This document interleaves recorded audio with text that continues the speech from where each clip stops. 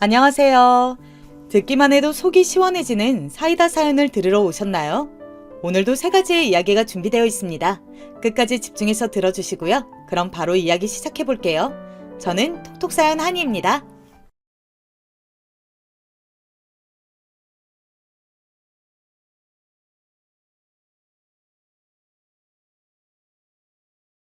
안녕하세요. 저는 서울 한복판에 거주하는 30대 여자입니다.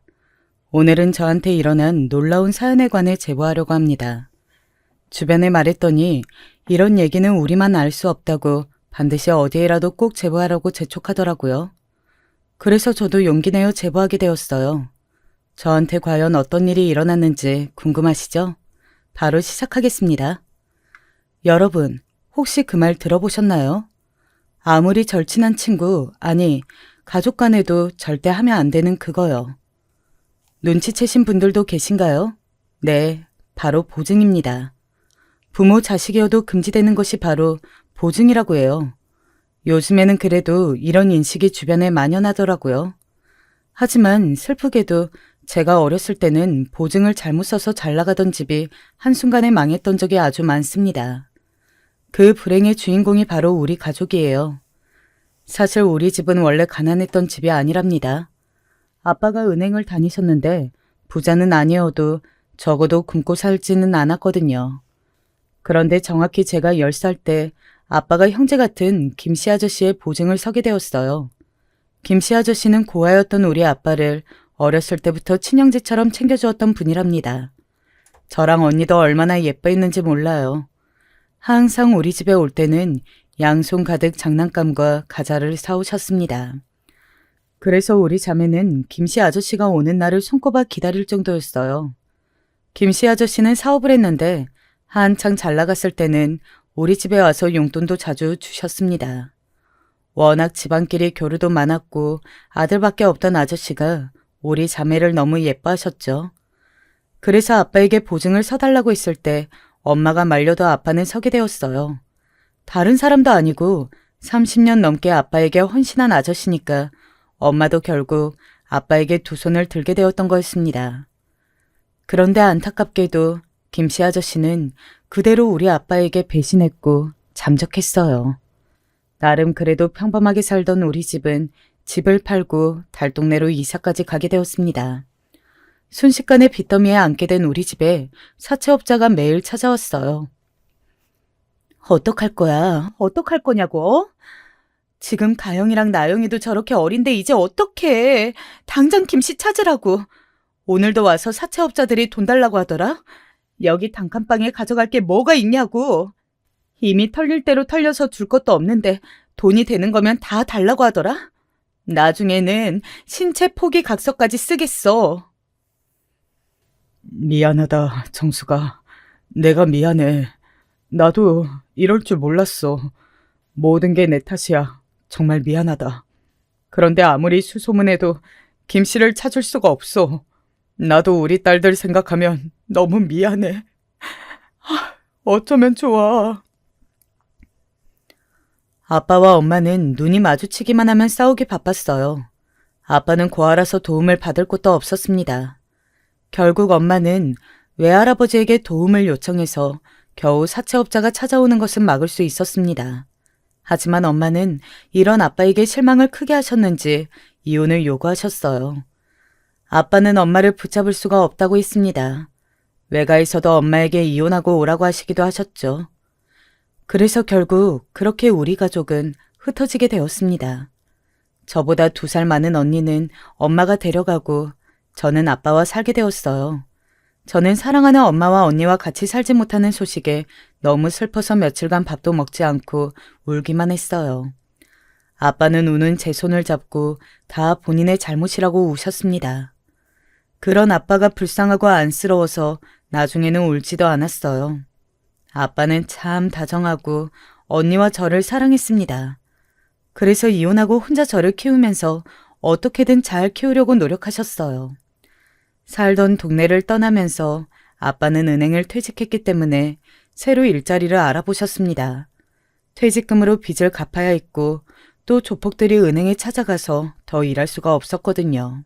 아빠는 저를 키우며 처음에는 급하니까 중국집에 가서 배달 일을 시작하셨어요. 배달 오토바이를 타고 중국집에서 일하면서 새벽에는 우유와 신문 배달도 하셨습니다. 그런데 너무 슬프게도 그렇게 일하다 제가 중학교에 올라갔을 때 교통사고가 났어요. 그래서 운전하며 일할 수가 없게 되었습니다. 아빠가 병원에 입원하면서 병원비도 많이 발생했어요. 이때 생긴 빚이 참 많았습니다. 어렸던 저는 아빠가 저러다 죽게 될까봐 너무 무서워서 결국 아빠 몰래 제가 엄마에게 연락한 적도 있어요.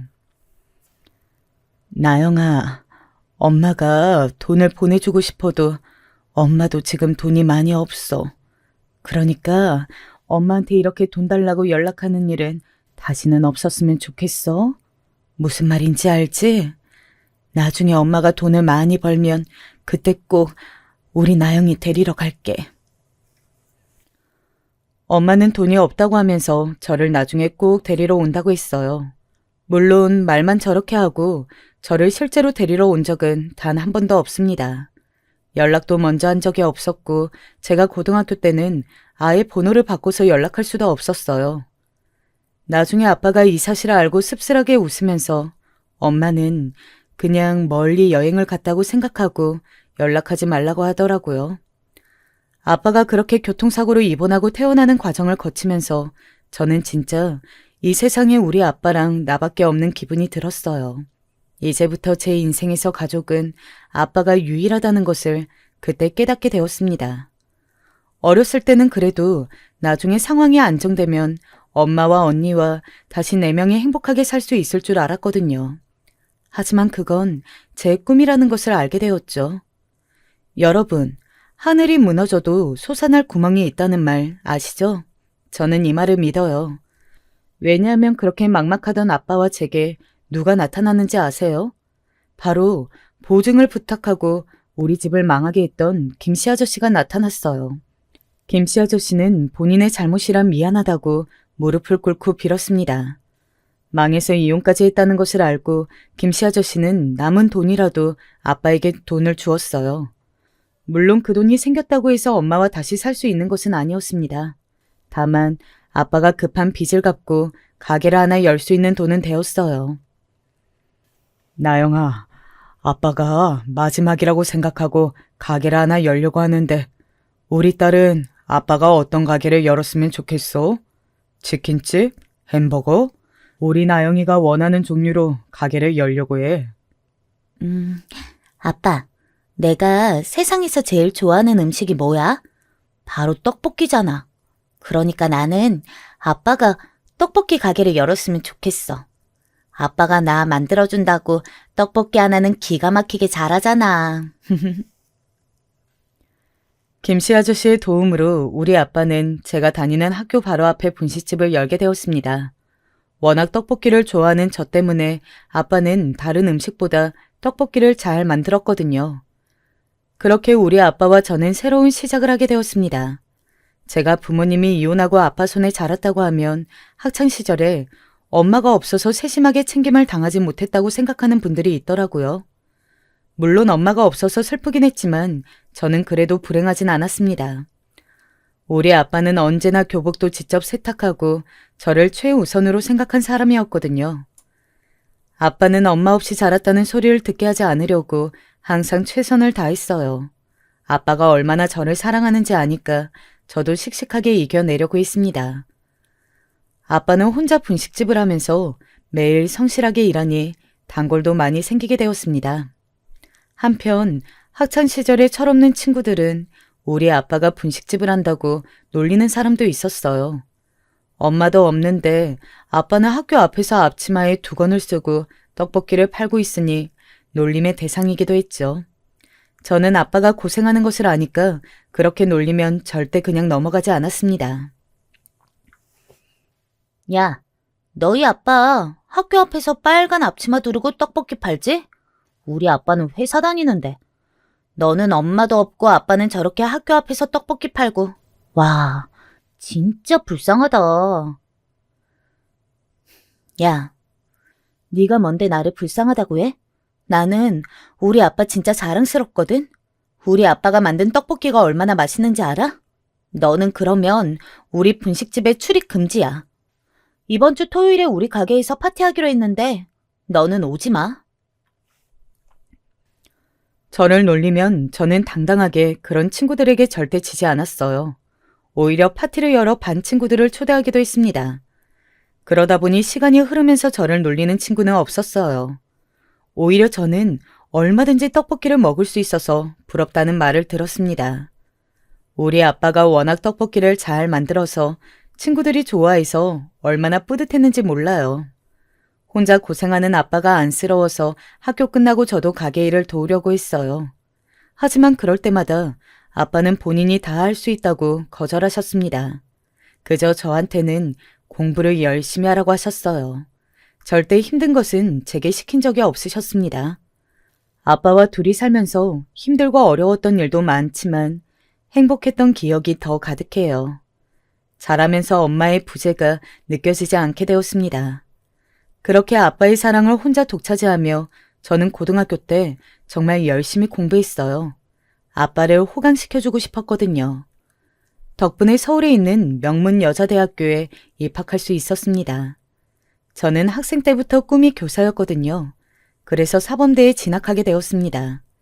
대학에 가서 열심히 과외를 해서 제 용돈을 벌었어요.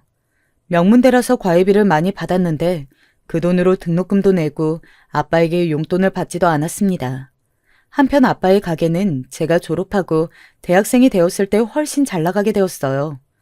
소문을 타고 옆 동네에서도 먹으러 오고 인터넷이 발달하면서 유명해지기 시작했습니다. 일하는 직원도 뽑고 가게를 2호점을 내더니 제가 졸업하고 임용을 공부할 때는 3호점까지 냈어요. 아빠는 가게를 확장하면서 더 열심히 일하기 시작했습니다.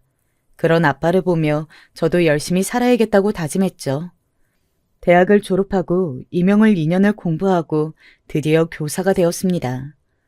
어렸을 때의 꿈이 이루어지는 것이 너무 기뻤어요. 처음에 어린 나영이 너를 보면서 내가 과연 잘 키울 수 있을까 걱정했는데 이렇게 보란듯이 잘 되어서 다행이야. 이제 우리 예쁜 딸이 좋은 남자 만나서 결혼하면 아빠는 죽어도 여한이 없어.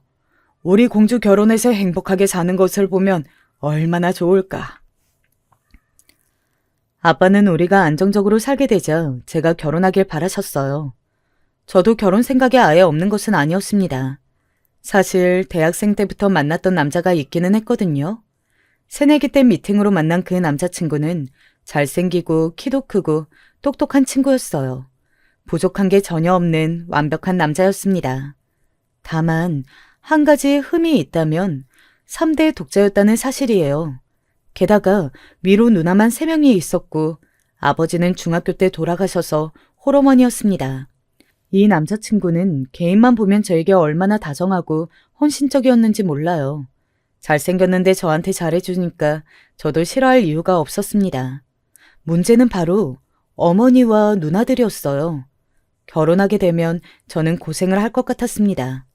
제가 이렇게 걱정했던 이유는 바로 남자친구의 어머니와 누나들을 대학생 때부터 봤기 때문이에요. 남자친구는 대학 시절 자취를 했었는데 어느 날 제가 남자친구와 자취방 앞을 지나가다 어머니를 마주친 적이 있습니다. 이날이 처음으로 서로 대면한 날이에요.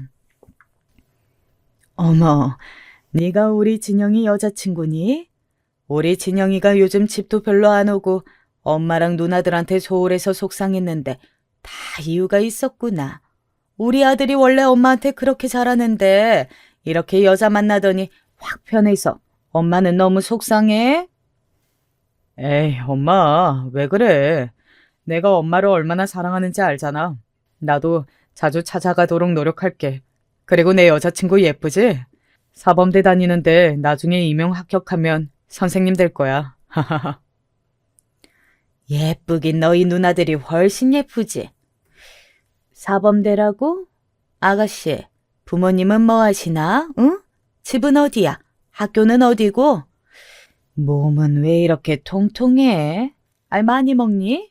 남자친구의 어머니는 저를 처음 본 날 길거리에서 호구조사를 하기 시작했어요. 남자친구가 아무리 말려도 들은 척도 하지 않았죠. 어렸던 저는 얼떨결에 부모님은 이혼하셨고 아빠는 분식집을 한다고 했습니다.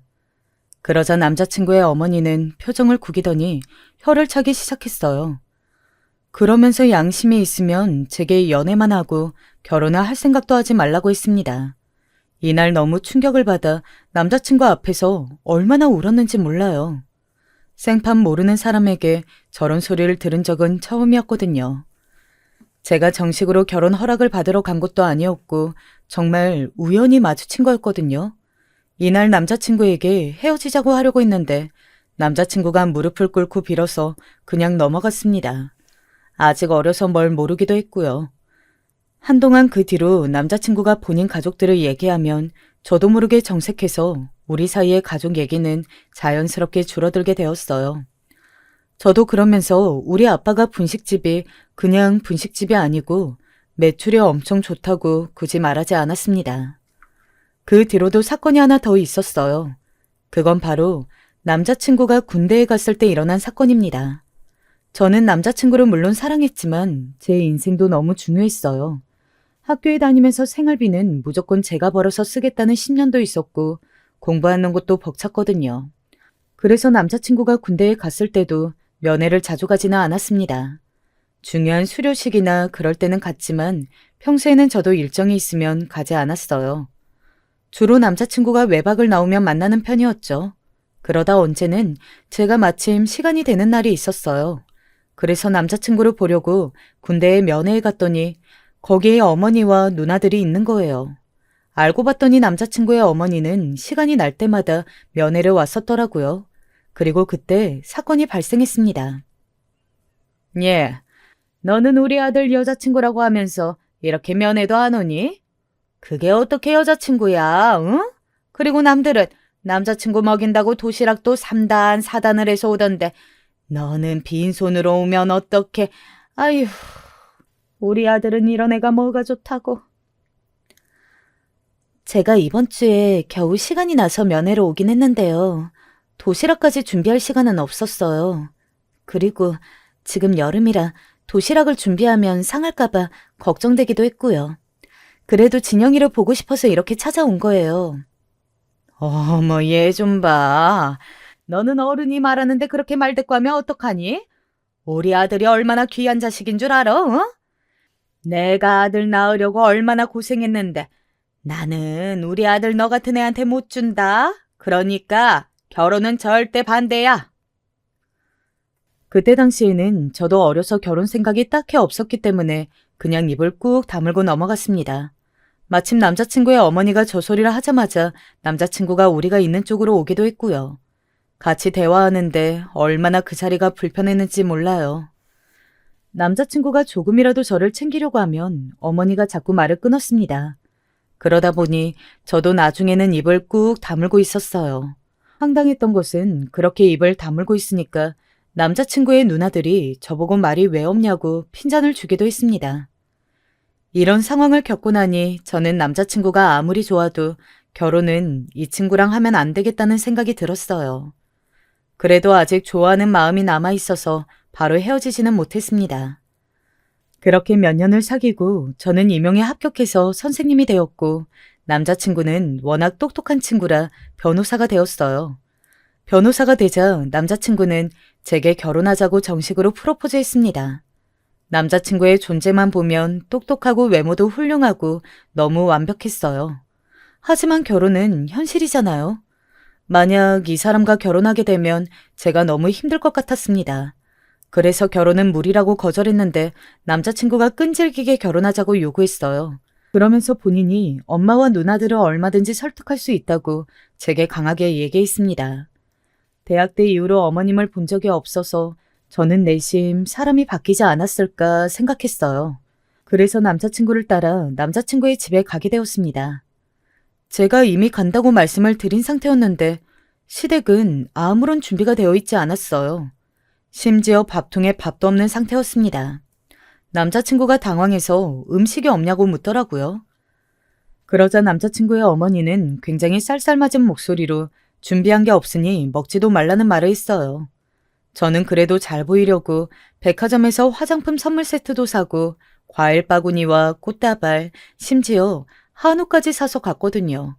시간이 많이 지나서 조금 유해진 부분이 있을 수도 있지 않을까 기대했던 제가 초라해지는 기분이 들었습니다. 저를 마음에 들어하지 않는다는 것은 알았는데 대놓고 손님 취급을 받지 못하니 표정 관리가 되지 않더라고요. 그래도 손님인데 저를 거실 바닥에 앉혀놓고 예비 시어머니는 제게 심지어 뭐라고 했는지 아세요? 우리 아들 변호사 됐으니까 이제 못 헤어지겠어? 어? 아니 내가 그렇게 학생 때부터 별로라고 했으면 알아들어야지. 교사란 사람이 왜 가르쳐도 못 알아들어? 우리 아들은 잘난 변호사 혹은 의사랑 결혼할 거니까 당장 헤어져. 엄마, 나는 나영이 아니면 결혼하기 싫다고 몇 번을 말해요. 결혼은 제발 내 마음대로 하자, 응? 그리고 내가 오늘 나영이 데리고 온다고 했는데 왜 아무것도 준비 안 했어? 진짜 사람 민망하게 왜 그래? 아이고, 우리 착한 막내 아들이 이상한 여자를 만나더니 이렇게 엄마한테 뭐라 하는 것을 봐. 속상해서 어떡해 아들. 네가 어떻게 엄마한테 이래? 내가 너를 어떻게 키웠는데. 이래서 여자를 잘 만나야 하는 거야. 알겠니? 당장 헤어져라. 심지어 저를 앞에 두고 둘이 싸우는 것을 보고 저는 마음속으로 진짜 이 집안과 결혼은 안 되겠다는 생각이 강하게 들었어요. 그래서 그냥 그 자리에서 아무 말도 하지 않고 그대로 일어나서 현관문으로 향했습니다. 남자친구는 저를 붙잡았고 어머니는 제게 버릇이 없다고 노발대발 난리가 났어요. 살면서 누구한테 버릇없다는 소리를 들은 적도 없고 혼자 저를 키운 우리 아빠의 얼굴에 먹칠하지 않으려고 노력하면서 살았거든요. 그때 너무 짜증이 나서 남자친구에게 대놓고 제게 연락하지 말라고 하고 그 자리에서 박차고 나왔습니다. 뛰어나와 저를 붙잡아도 끝까지 뿌리치고 택시를 잡아타고 우리 집으로 향했어요. 새내기 때부터 사귄 사람이라 사귄 기간이 꽤 길었는데 아무리 사랑해도 현실은 현실이었습니다. 그렇게 집에 왔는데 아빠가 저를 웃는 얼굴로 맞아주었어요. 웃는 아빠의 얼굴을 보니 더욱 정신이 들었습니다. 그리고 그날 저는 1분도 자지 못했어요. 남자친구에게서 연락이 계속해서 오기도 했고 저도 몇 년간 사랑했던 사람과 끝을 내는 게 쉽지 않았습니다. 그래도 단호하게 마음을 먹고 오는 연락을 다 차단했어요. 그리고 일부러 학교에서 일하면서 학생들에게 더 애정을 쏟았습니다. 바쁘게 살면 머릿속에서 잊힐 줄 알았던 거죠. 그런데 며칠 뒤 저는 아빠에게 놀라운 소식을 듣게 되었습니다. 퇴근하고 아빠에게 저녁을 같이 먹자고 연락했는데 아빠가 저한테 제 남자친구가 가게에 와 있다고 하더라고요. 오랜 기간을 만났기 때문에 우리 아빠가 어디서 분식집을 하는지는 알고 있었는데 저렇게 혼자 찾아간 적은 없었습니다. 매일 멀리서 바라보기만 했었거든요. 제가 결혼한 사람이 아니면 굳이 아빠에게 소개하고 싶지 않아서 숨기고 있었기 때문이랍니다. 아무튼 당황해서 바로 택시를 타고 분식집으로 향했고 내려서 남자친구를 보고 저는 헛웃음이 나왔어요. 남자친구는 양복 위에 우리 아빠와 같은 빨간 앞치마를 두르고 일을 돕고 있었습니다. 변호사라 바쁜데 어떻게 시간을 내서 왔는지 혼자 열심히 우리 아빠를 돕고 있더라고요. 어이가 없기도 하고 황당해서 가만히 쳐다보았어요. 그러자 아빠가 제게 와서 호들갑을 떨기 시작했습니다. 아빠는 잔뜩 상기된 얼굴로 신이 난 채로 말했어요. 우리 아빠가 그렇게 신이 난 모습을 본 게 언제가 마지막인지 기억도 나지 않았습니다. 야, 나영아. 저 사람이 네 남자친구라며? 아니지. 이제 남편이지. 너랑 결혼할 사람이라고 그러더라. 이야, 저렇게 잘생기고 훤칠한데 직업은 변호사? 아이고, 내가 우리 딸을 열심히 키운 보람이 있다. 너는 저런 남자를 만나면서 아빠한테 왜 얘기를 안 했어? 어? 결혼할 사람만 보여주려고 했지. 아니 근데 아빠, 나 저 사람이랑 결혼 안 해. 그러니까 그냥 앞으로 찾아와도 모른 척하고 돌려보내. 대학생 때부터 오래 만난 남자친구가 저 사람이야. 아휴, 여기는 또 왜 온 거야? 뭐? 아니, 나영아, 그게 무슨 말이야? 저렇게 완벽한 사람을 왜 마다해? 너 어디 가서 저런 사람 찾아봐. 눈 씻고 찾아봐도 못 찾아. 아빠가 열심히 살았더니 변호사 사위를 얻는구나. 아빠는 제가 아무리 저 사람하고 결혼하지 않는다고 해도 들은 척도 하지 않았어요. 이미 앞치마까지 두르고 열심히 떡볶이를 만드는 남자친구는 아빠의 사위였습니다. 저는 너무 황당해서 남자친구를 따로 불러내서 왜 여기에 왔냐고 물어봤어요. 그랬더니 남자친구는 무슨 일이 있어도 본인은 저와 결혼해야 한다고 하더라고요. 아예 말이 애초에 통하지도 않았습니다. 그냥 막무가내로 본인이 얼마든지 시어머니 될 분은 설득할 수 있다고 저를 오히려 설득했어요. 심지어 결혼하면 딱 명절 빼고 절대 시댁에 가지 않을 거라면서 각서까지 쓴다고 하더라고요. 그리고 그 뒤로 남자친구는 시간이 날 때마다 우리 아빠의 가게에 와서 일을 도왔습니다. 제가 아무리 오지 말라고 해도 들은 척도 하지 않더라고요. 자꾸 찾아가니까 우리 아빠는 그런 남자친구에 대해 애정이 샘솟기 시작했죠. 평생 저 하나만 키운 아빠에게 남자친구는 마치 아들의 역할을 대신해서 해주기 시작했어요. 가게 일을 돕는 것도 모자라서 둘이 낚시도 가고 심지어 세차하러 다니더라고요. 물론 그런 모습이 제 눈에 띌 때마다 남자친구의 얼굴을 보면 도대체 왜 왔냐고 화를 냈습니다. 하지만 날이 갈수록 둘은 제 말을 들은 척도 하지 않았어요. 아빠는 본인의 일을 돕는 것도 모자라서 취미인 낚시와 세차까지 남자친구가 해주니까 제겐 무조건 결혼하라고 했습니다. 저는 이미 헤어졌다고 생각했는데 남자친구한테는 아니었던 거죠. 우리 아빠의 몸보신을 위해 한약까지 사서 먹이는 모습을 보고 저도 결국 넘어가게 되었습니다. 만약 저한테만 지극정성이었다면 저는 절대 물러서지 않았을 거예요. 그런데 남자친구가 사랑하는 우리 아빠한테 저러니까 저도 아빠의 웃는 얼굴을 보니 시댁 문제는 조율하면 될 것 같았습니다. 아빠는 제게 상견례 날짜가 잡히면 알려달라고 하셨어요. 하나밖에 없는 딸이 결혼하면 최대한 지원을 많이 해주고 싶다고 하셨습니다. 아빠의 마음은 알지만 넘어야 할 산이 있었어요. 그리고 사건이 하나 발생하게 되었습니다. 어느 날 수업이 끝나고 교무실로 갔는데 동료 선생님이 심상치 않은 얼굴로 말씀하셨어요. 누가 저를 찾아왔다는 말에 저는 학부모가 온 줄 알았습니다. 마침 상담할 학생의 학부모가 있어서 알겠다고 대답하고 상담실로 갔는데 저는 상담실 문을 열고 너무 놀라 소리를 질렀어요. 거기에 누가 있었는지 아세요, 여러분? 네, 바로 상담실 안에는 예비 시어머니와 예비 시누이들이 팔짱을 끼고 앉아 있었습니다. 너무 놀라 심장을 부여잡고 앉으니 제게 교양 없이 큰 소리를 낸다고 핀잔을 주는 모습을 보니 분명 예비 시어머니가 맞았어요. 제 비명에 놀란 동료 선생님들이 무슨 일이 있냐고 찾아왔는데 겨우 돌려보내고 상담실에 앉아 대화를 시작했습니다. 이렇게 연락도 없이 무슨 일이세요? 저 너무 놀랐어요. 아무리 그래도 일하는 곳에 무작정 찾아오시면 안 되는 거죠. 오실 거면 미리 말씀이라도 해주시지 그러셨어요. 그러면 저도 대비할 수 있잖아요. 너는 어른 앞에서 버릇없이 그런 말을 하고 싶니? 아, 됐고. 우리 아들을 어떻게 꼬셨길래 내 착한 아들이 너희 아빠랑 낚시하러 다녀? 응? 내가 우리 아들을 얼마나 귀하게 키웠는데 너희 분식집에 가서 일하라고 내가 우리 아들 힘들게 키운지 알아? 정말 내가 그동안 가만히 있었는데 이건 아니지. 남의 집 귀한 아들을 너희 집 분식집에서 일하라고 하면 어떡해? 우리 진영이가 하고 싶다고 해도 네가 말렸어야지. 우리가 진영이가 너희 집에 가서 그 짓거리 하는 거 알고 속상해서 얼마나 울었는지 알아? 그건 저도 놀랐어요. 절대 제가 시킨 게 아니고 진영 씨가 혼자 그런 거예요. 저도 우리 아빠랑 낚시하고 세차하러 다니는 거 나중에 알게 됐어요. 저도 오지 말라고 하는데 진영 씨가 자꾸 찾아오는 걸 어떻게 해요? 예비 시어머니와 시누이들은 제겐 무작정 화를 내기 시작했습니다. 소중하고 귀한 진영 씨를 제가 막무가내로 부려먹었다고 착각하더라고요. 저도 분명히 진영 씨에게 오지 말라고 몇 번이나 말했는데 제 말은 들리지 않는지 급기야 예비 시어머니는 혼자 울기 시작했습니다. 본인의 아들이 너무 안쓰럽다고 여우 같은 저한테 당했다고 엉엉 울었어요. 그 소리가 너무 커서 상담실 밖으로 다 들릴 지경이었죠.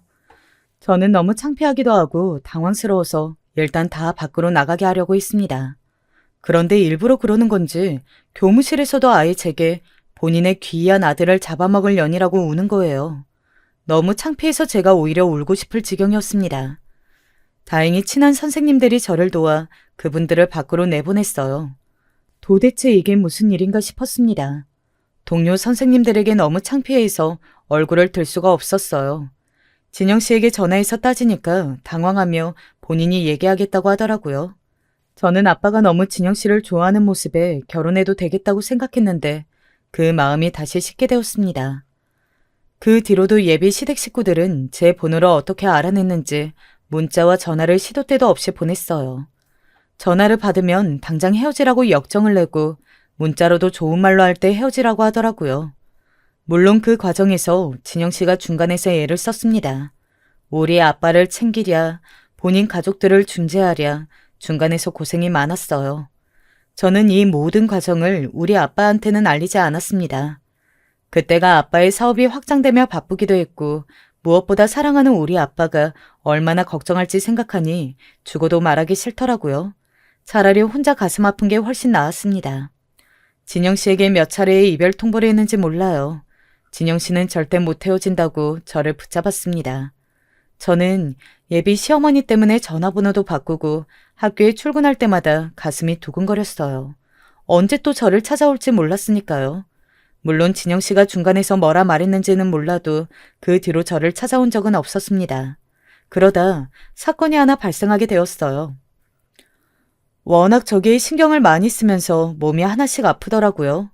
편두통도 생겨서 알약을 매일 먹었고 스트레스로 인한 장염도 생겼습니다. 몸이 아파서 생리를 안 하는 날도 있었어요. 그래서 생리가 제 날짜에 하지 않아도 대수롭지 않게 생각했습니다. 그러다 어느 날에 동료 선생님들과 급식을 먹는데 이상하게 자꾸 속에서 뭔가 올라오는 느낌이 들었어요. 급식을 워낙 좋아해서 다른 것은 안 먹어도 급식은 잘 먹는 저였는데 구역질을 자꾸 하더라고요. 처음에는 제가 위나 장이 안 좋아서 그런 줄 알았는데 순간 친한 동료 선생님이 혹시 임신한 거 아니냐고 했습니다. 그 말을 듣고 저는 몇 달 동안 생리를 하지 않았던 게 생각났어요. 그날 수업을 마치고 급하게 산부인과에 갔더니 의사가 제 얼굴을 보고 임신이라고 말했습니다. 처음에는 믿을 수가 없었고 또 있어서는 안 되는 일이라 의사에게 그럴 일이 없다고 했어요. 그런데 의사는 임신이 확실하다고 강력하게 말하면서 심장 소리를 들려주었습니다. 그 심장 소리를 들으니 현실로 다가오더라고요. 당장 진영 씨에게 연락하니 일하다 제게 달려왔어요. 나영아, 우리 결혼하자. 이렇게 아기도 생겼잖아, 응? 이건 하늘이 내려준 선물이야. 요즘 불임도 많다던데 우리한테 아이가 찾아온 것은 반드시 결혼할 운명이라는 게 아닐까? 나는 그렇게 생각해. 우리 엄마랑 누나들은 지금처럼 내가 결혼하고 나서도 열심히 중재할게. 나는 아직 모르겠어. 물론 진영이 너만 보면 나도 결혼하고 싶지. 우리 아빠한테도 잘하고 남편으로 훌륭하다고 생각해. 다만 나는 결혼하고 시집살이를 당하면 너무 괴로울 것 같아서 그래. 그건 내가 진짜 중간에서 노력할게. 지금도 열심히 노력해서 예전보다 나아졌잖아, 응? 나 믿지? 이렇게 아기가 찾아온 것은 행운이라고 생각하자. 임신 소식을 양가에 알리고 그 다음에 결혼을 진행하자. 나는 아기가 생겨서 너무 행복해. 진영 씨는 임신 소식을 듣자 무작정 결혼을 진행했어요. 본인이 알아서 우리 아빠와 시댁에도 알리더라고요. 저는 번호를 바꿔서 시어머니의 소식을 들을 수는 없었지만 안 봐도 얼마나 난리가 날지 뻔했습니다. 우리 아빠는 제가 임신했다고 하니 처음에는 놀라더니 곧 축하하더라고요. 워낙 진영 씨를 좋게 보고 있었기 때문에 결혼식을 빨리 올리자고 오히려 난리였습니다. 너무나도 좋아하는 아빠의 모습을 보며 어쩌면 이 결혼이 나쁘지 않을 수도 있다고 생각했어요. 진영 씨는 제게 본인에게 며칠의 시간을 달라고 하더라고요. 그러더니 다 준비가 되었다며 본인의 집에 또 인사를 가자고 했습니다. 처음 인사 갔을 때 밥 한 그릇 얻어먹지 못했던 것이 떠올라 표정이 좋지 못했어요. 그런 저를 보며 이번에는 걱정하지 말라고 단단히 말하는 모습에 따라가게 되었습니다. 다시 방문한 예비 시댁의 문 앞에서 저는 심호흡을 하고 들어가게 되었어요. 들어갔더니 시어머니와 시누이들이 있었습니다. 표정은 역시 좋지 않았지만 식탁에는 그래도 음식이 차려져 있었어요. 그리고 진영 씨가 도대체 뭐라고 했던 건지 의외로 제게 대놓고 뭐라 하지 않더라고요. 마음의 준비를 하고 갔는데 의외의 반응에 놀랐습니다. 그래도 임신했으니 결혼을 피할 수가 없다고 저를 받아주는 느낌이 들었어요.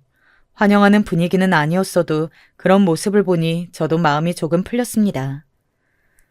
그렇게 인사를 마치고 우리 집에도 정식으로 인사를 왔어요. 아빠와 진영 씨는 이미 서로 친한 사이라 편한 사이에서 맛있는 밥도 먹고 다가오는 결혼식을 준비하게 되었습니다.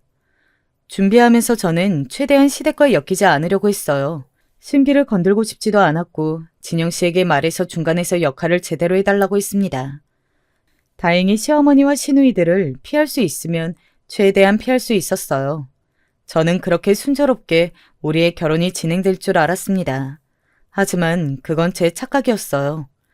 결혼식장도 잡고 상견례가 얼마 남지 않았을 때 사건이 일어났어요. 시어머니가 제게 따로 연락이 오셨습니다. 예, 이제 날짜도 잡았고 진짜로 우리 아들하고 결혼할 거면 친척들에게 인사를 가야 그게 예의란다. 우리 아들은 일하느라 바쁘니까 너만 따로 나를 따라서 우리 친정에 방문하자. 네가 운전해서 가면 되겠다. 일요일에 오전 7시에 우리 집 앞으로 오렴. 시어머니는 제게 본인의 친정에 가서 미리 인사를 드리자고 했어요. 마침 그때가 하필 진우 씨가 일 때문에 매우 바빴던 시기거든요. 그래서 저 혼자 차를 끌고 뒤에는 시누이들을 태우고 조수석에는 시어머니를 태우고 같이 시골을 가게 되었습니다. 안 그래도 불편한 사이였는데 제가 초보 운전이라 온전히 익숙하지 않았던 상태였어요. 처음 가보는 초행길에 고속도로도 여러 개를 타야 하더라고요. 가는 데만 무려 4시간이 걸리는 먼 거리였습니다. 남자친구가 그 얘기를 듣고 본인의 바쁜 일이 끝나면 같이 가자고 했는데 시어머니는 무조건 그날 친정에 가야 한다고 하셨습니다. 진우 씨가 워낙 우리 아빠에게 잘하니까 저도 시어머니에게 먼저 다가가려고 그날은 용기를 냈어요. 하지만 그러면 안 되는 거였습니다. 중간에 휴게소에 들려서도 제 돈으로 시어머니와 시누이들에게 간식을 사주며 달리고 있을 때였어요. 운전하는 분들은 아실 텐데 운전할 때 옆에서 참견하면 그게 그렇게 거슬리거든요. 제가 운전에 능숙한 편도 아니라 옆에서 시어머니가 차선을 변경하거나 길이 빠질 때 소리를 지르면 너무 심장이 쿵쾅거렸어요.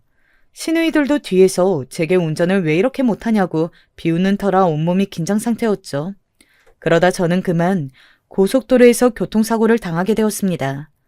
하필이면 상대 차량은 몸집이 큰 화물차였어요. 시어머니가 옆에서 시끄럽게 제게 운전을 왜 그렇게 하냐고 재촉하면서 핸들에 손을 올려서 그만 저는 위태롭게 차선을 변경하는 화물차를 피하지 못했어요. 화물차와 부딪힌 우리 차는 차가 아예 뒤집힌 상태로 끌려가게 되었습니다. 사실 저는 너무 순식간에 일어난 일이라 정신을 차려보니 병원이었어요. 눈을 뜨고 병원인 것을 확인하자마자 저는 본능적으로 배를 만지게 되었습니다. 제 옆에서 제가 깨어나길 기다리고 있던 아빠는 이미 울고 있었어요. 아빠, 애기네? 우리 애기네. 어떻게 우리 아기는 멀쩡하대? 어? 아빠, 말을 좀 해봐. 설마 아기는 그대로 잃은 거래? 우리 아기 하늘 날아갔대? 어? 나영아, 사고가 워낙 커서 목숨을 건진 것도 용하대. 조금만 늦었어도 나영이 너까지 하늘로 갈 뻔했다고 하더라. 아이를 잃은 것은 너무나도 안타깝지만 아빠는 우리 나영이라도 살아서 얼마나 다행인지 몰라. 저는 아빠의 말을 듣고 그 자리에서 오열했습니다. 병원에 가서 아이의 심장 소리를 들으며 진영 씨와 둘이 아기를 기다리던 게 생각났어요. 진영 씨도 저를 찾아와 우리는 손을 부여잡고 울었습니다. 사고가 커서 저는 다친 곳이 아주 많았어요. 아빠 말대로 겨우 목숨을 살린 상태더라고요. 다행히 결혼식은 미루게 되었고 저는 병가를 내서 출근도 하지 못했습니다. 몸이 아픈 것도 아픈 거였는데 무엇보다 너무 마음이 아팠어요. 모든 것이 제 탓으로 느껴졌습니다. 시어머니와 시누이들도 교통사고로 몸을 많이 다쳤어요. 우리 아빠가 모든 병원비를 내서 특실에서 편안하게 있을 수 있었습니다. 그 뒤로 재활치료를 하며 시간을 보내고 진우 씨와 여행을 다니며 심신을 회복하려고 노력했어요. 진영 씨는 고난이 있었으나 앞으로 우리의 인생에는 좋은 일만 가득할 것 같다고 했습니다. 저도 그러길 바랐으나 제게 닥친 현실은 전혀 그렇지 않았어요. 재활이 끝나가면서 정상적으로 휠체어에 의존하지 않고 걸을 수 있게 되자 다시 결혼을 준비했어요. 그리고 사고가 나서 방문하지 못했던 시어머니의 외가에 진우 씨와 함께 가게 되었습니다. 거기서 사건이 발생하게 되었어요. 도착해서 정신없이 인사하고 몸이 조금 피곤해서 잠깐 밖에 나갔다가 들어왔는데 부엌에서 물을 마시려고 갔어요. 그런데 거기서 시어머니의 여동생 되시는 분과 시어머니가 대화를 나누고 있더라고요. 제가 들어온 줄 모르고 얘기하길래 그냥 뒤를 돌아 나가려고 했는데 그 대화의 주인공이 바로 저였어요. 사고가 나고 시어머니와 저는 서로 대화를 많이 하지 않았거든요. 같은 공간에 있는 것도 어색한 상태였습니다. 시어머니도 본인의 과실이 있다는 것을 인정하는지 제게 따로 말하지 않았거든요. 아무튼 그랬는데 저는 시어머니와 시어머니의 여동생의 대화를 듣고 그만 그 집을 나오게 되었습니다. 그냥 무작정 나와서 택시를 타고 서울로 오게 되었어요. 요금이 얼마가 나오든 그 3배를 줄 테니 무조건 서울로 가달라고 부탁했습니다. 그리고 택시 안에서 저는 엉엉 울며 아빠에게 본능적으로 전화하게 되었어요. 도대체 어떤 대화였는지 궁금하시죠? 바로 그 대화는 우리 아빠와 저에 관한 욕이었어요. 그때 사고 나서 유산하고 나는 둘이 결혼 안 할 줄 알았어. 나는 제가 왜 이렇게 얄미운지 모르겠어. 그리고 무엇보다 아빠가 혼자 학교 앞에서 분식집을 한다고 하더라고. 그런 하찮은 집안이랑 어떻게 사돈을 맺어? 어디 가서 뭐라 하냐고. 쪽팔려서 진짜. 진영이가 쟤랑 결혼 안 하면 자기 그냥 머리 밀고 절에 들어간다고 했다면서. 딱 봐도 여우 같은 게 순진한 진영이를 꼬신 거지. 언니, 그냥 다음에 임신하면 계단에서 밀어버려. 2번 유산하면 자기도 아니라고 느끼고 결혼 안 할걸? 티가 안 나게 밀거나 아니면 아기 유산하는 한약 같은 거 없니? 무슨 수를 쓰더라도 어떻게든 이혼시켜야지.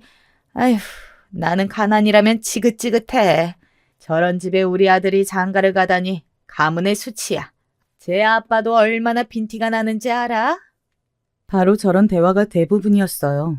저는 적나라한 우리 아빠와 제 욕을 듣고 저절로 눈물이 나오게 되었습니다. 서울에 와서 놀란 아빠에게 그동안 있었던 일을 말하기 시작했어요. 그동안 아빠가 진영 씨를 마음에 들어해서 못했던 그 모든 진실을 알렸죠. 아빠는 제가 울면서 말하자 처음에는 아주 놀라더니 나중에는 팔짱을 끼고 심각하게 얘기를 들었습니다.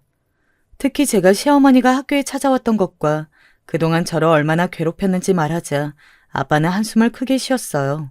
제 얘기가 끝나자 아빠는 제게 아빠가 다 알아서 할 테니 다음 주에 있는 상견례는 그대로 진행하자고 하더라고요.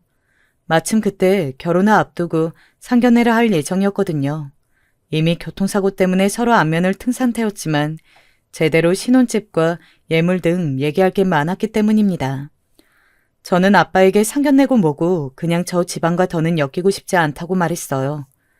그런데 아빠는 그런 제게 당신을 믿어달라고 하더라고요. 그래서 지칠 대로 지친 저는 알겠다고 대답했습니다. 진영 씨에게 연락이 왔길래 급하게 아빠에게 일이 생겨 서울로 왔다고 했어요. 당연히 시어머니는 예의가 아니라곤 노발대발 난리가 났더라고요. 전화하는 너머로 교사가 되어서 그런 못된 행동은 어디서 배웠냐는 말에 대꾸할 의지도 없었습니다. 그리고 대망의 상견례 날이 밝았어요.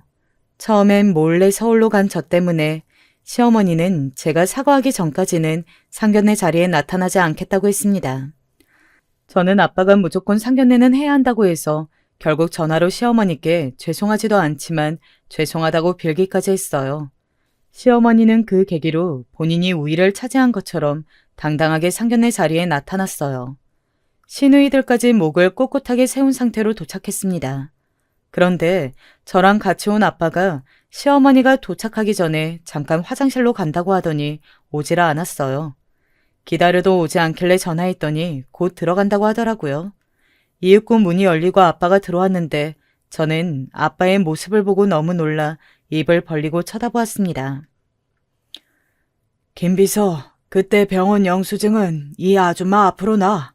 그리고 최비서는 내가 우리 딸 주려고 산 아파트 계약서도 이리 줘봐. 아줌마, 우리 딸한테 분식 집안은 하찮은 집안이라고 결혼 못한다고 했다면서? 참나, 내가 누군지 알아? 나 분식집 매출만 1,000억이야. 아빠는 분식집 운영이 생각보다 잘 되면서 프랜차이즈를 차리셨거든요. 저는 저 살기도 바쁘고 또 교통사고가 난 이후로는 제 몸을 챙기는 것도 바빠 아빠의 사업 매출이 어느 정도의 규모인지 몰랐어요. 그래서 시댁 식구들뿐만이 아니고 저도 얼마나 놀랐는지 모릅니다. 옆에 있는 비서들은 손수 교통사고 때 발생한 영수증을 시어머니 앞에 두었어요. 그리고 아빠의 정체를 알자 시어머니와 시누이들은 눈을 동그랗게 뜨고 우리 아빠를 바라보았습니다. 내가 이혼하고 혼자 우리 나영이를 키우면서 다른 무엇보다 내 새끼 굶기지 않으려고 얼마나 열심히 일했는지 아십니까? 나는 우리 딸이 결혼해서 행복하게 사는 것을 바랐지. 이렇게 홀대받고 대접받지 못한 시집을 가는 것은 전혀 바라는 게 아니에요. 내가 이러라고 죽자고 우리 딸을 키운 줄 알아? 아이고, 사돈. 무슨 오해가 있나 봅니다. 아니, 저는 그냥 학교 앞에서 작게 분식집을 하는 줄 알았지. 이렇게 유명한 프랜차이즈의 대표라고는 상상하지 못했어요. 이럴 줄 알았으면 절대 욕하지 않았을 거예요. 그리고 그동안 제가 우리 나영이에게 했던 짓들은 죄송하게 생각합니다. 네? 그냥 학교 앞에서 분식집을 하면 어때서요? 가난이 죄입니까? 그러는 당신네 집안은 얼마나 잘났는데? 볼 것도 없는 집이면서 뭐가 그렇게 잘났다고 그래요? 우리 딸이 뭐가 부족해서 당신네 집에 시집 가냐고? 나영아, 일어나. 집에 가자. 잠시만요. 사돈. 나영아. 아니, 진영아. 엄마는 정말 몰랐어. 아유, 이게 다 나 때문이야. 잠시만 제 말을 들어보세요. 오해가 있는 것 같아요. 아빠는 급기야 본인의 할 말을 다 하더니 제 손을 잡고 일어나서 밖으로 향했어요. 시어머니는 모든 것이 우리의 오해라고 나가는 우리 부녀에게 소리쳤어요. 하지만 아빠와 저 둘 다 들은 척도 하지 않았습니다. 이 과정을 지켜본 진영 씨가 급하게 나와 우리 앞을 가로막았습니다. 진영 씨를 보고 아빠는 잠깐 흠칫했지만 여전히 단호한 태도였어요. 진영 씨는 울면서 무릎을 꿇더니 본인이 결혼하면 시댁과 인연을 끊겠다고 하더라고요. 하지만 우리 아빠는 이미 질릴 대로 질린 상태였습니다. 저 역시도 그냥 저 집안과 1초도 더 엮이고 싶지 않더라고요. 오는 진영 씨를 뒤로하고 차에 타서 아빠와 같이 집에 왔어요.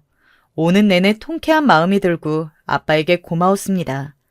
아빠는 왜 진작 말하지 않았냐고 하셨어요. 이럴 줄 알았으면 당장 파혼하라고 했을 거라고 하더라고요. 이날 이후 진영 씨는 계속해서 우리 아빠와 저를 찾아왔습니다. 시어머니와 시누이들도 매일 연락이 와서 얼마나 괴로웠는지 몰라요. 예전에 저를 괴롭히던 사람들은 어디 가고 아예 다른 사람이 되었더라고요. 그 끈질긴 모습에 저는 결국 번호를 바꾸고 찾아와도 눈도 마주치지 않았습니다. 그래도 찾아오길래 최후의 수단으로 경찰에 신고해서 접근 금지 신청까지 내렸어요. 시어머니는 경찰이 와서 말려도 제 앞에서 본인이 다 잘못했다고 손까지 빌면서 말하더라고요. 그 모습을 보면 아무것도 모르는 사람은 제가 못된 사람이라고 착각할 만큼 애처로워 보였습니다. 하지만 이미 마음이 뜬 것은 어쩔 수가 없었어요. 그 뒤로도 계속되는 연락과 만남에 결국 우리 부녀는 사설 경화 업체도 고용하며 시댁과 지긋지긋한 악연을 뿌리채 뽑게 되었습니다. 아빠는 제게 결혼하지 않아도 된다고 무조건 제 마음이 편한 게 우선이라고 하셨어요. 다행히 저는 저 사건이 일어나고 바로 소개로 좋은 사람을 만나게 되었습니다. 사람도 좋은 사람인데 무엇보다 시부모님 될 분들이 너무 좋아요.